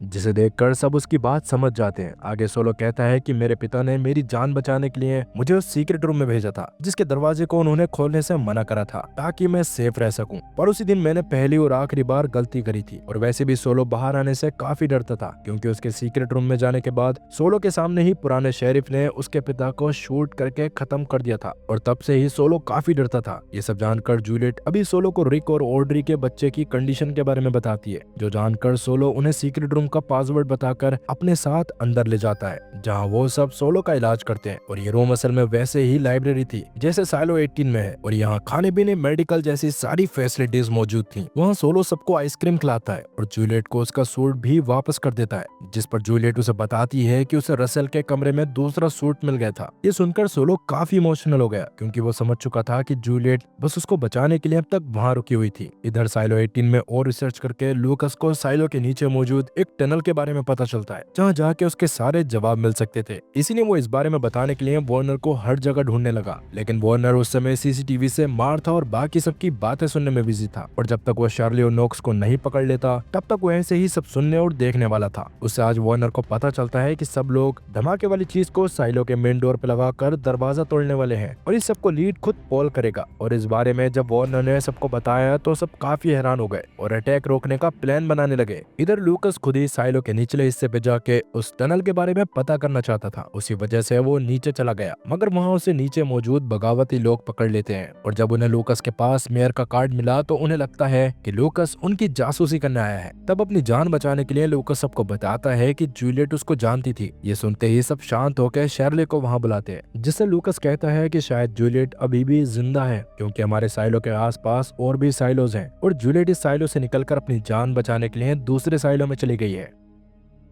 पर इस बात में कितनी सच्चाई है वो पता करने के लिए लूकस को पहले उस टनल के बारे में पता करना पड़ेगा। ये सुनकर शार्ली खुद भी उसके साथ सबसे निचले हिस्से पे आ जाती है, जहां जूलियट पिछले सीजन में जॉर्ज से मिला करती थी, और जॉर्ज ने वहां अपना ठिकाना बनाया हुआ था और वहां से नीचे पानी भरा हुआ था, जिसे देखकर लूकस नीचे जाने लगता है, क्योंकि सैल्वाडोर क्विन की किताब से उसे पता चला था कि नीचे बहुत ही कम पानी है। ये बात सच भी थी, और अभी पूरी तरह से नीचे जाने पर लूकस को अपने सामने एक टनल दिखाई दी, जिसके अंदर जाते ही उसे एआई रोबोट की एक आवाज पूछती है कि तुम यहाँ क्यों आए हो और तुम्हें किसने भेजा है। इस पर लूकस कहता है कि मैं यहाँ साइलो को बचाने आया हूँ और मुझे सैल्वाडोर क्विन ने भेजा है। अब वैसे उस टनल के अंदर एक दरवाजा था, जिसके पीछे क्या राज छुपा है उसके बारे में किसी को नहीं पता। अभी एआई रोबोट लूकस को कहता है कि तुम इस टनल में जाने वाले चौथे इंसान हो। तुमसे पहले यहाँ सैल्वाडोर क्विन, मीडोज और जॉर्ज जा चुके हैं। खैर, लूकस के टनल में जाने के बाद शार्ली तो जूलियट के पिता और नोक्स के पास जाके सबसे पहले उन्हें जूलियट के जिंदा होने के बारे में बताती है, जो सुनकर जूलियट का पिता काफी खुश हो चुका था। जिसके बाद नोक्स और शार्ली अपने साथियों को भी इस बारे में बताते हैं और सब मार्था के रूम में जाके प्लानिंग करने लगते हैं। और अभी वो फैसला करते हैं कि वो दरवाजे को ना उड़ाकर जनरेटर को उड़ाएंगे, जिसके लिए वो दो टीम्स में बंटकर काम करेंगे। सारा प्लान डिस्कस होने के बाद वो उसे एग्जीक्यूट करने की प्लानिंग करने लगे थे, लेकिन उन्हें नहीं पता था कि मार्था की वजह से वार्नर ने उनके सारे प्लान को सुन लिया है। तब वो तुरंत ही टास्क फोर्स के काफी सारे बंदों को सीधा नीचे जाके सबको पकड़ने को कहता है। और जब टास्क फोर्स नीचे जाती है तो नोक्स और शर्ली के साथ उनके साथ ही टास्क फोर्स से बुरी तरह लड़ाई करने लगते हैं।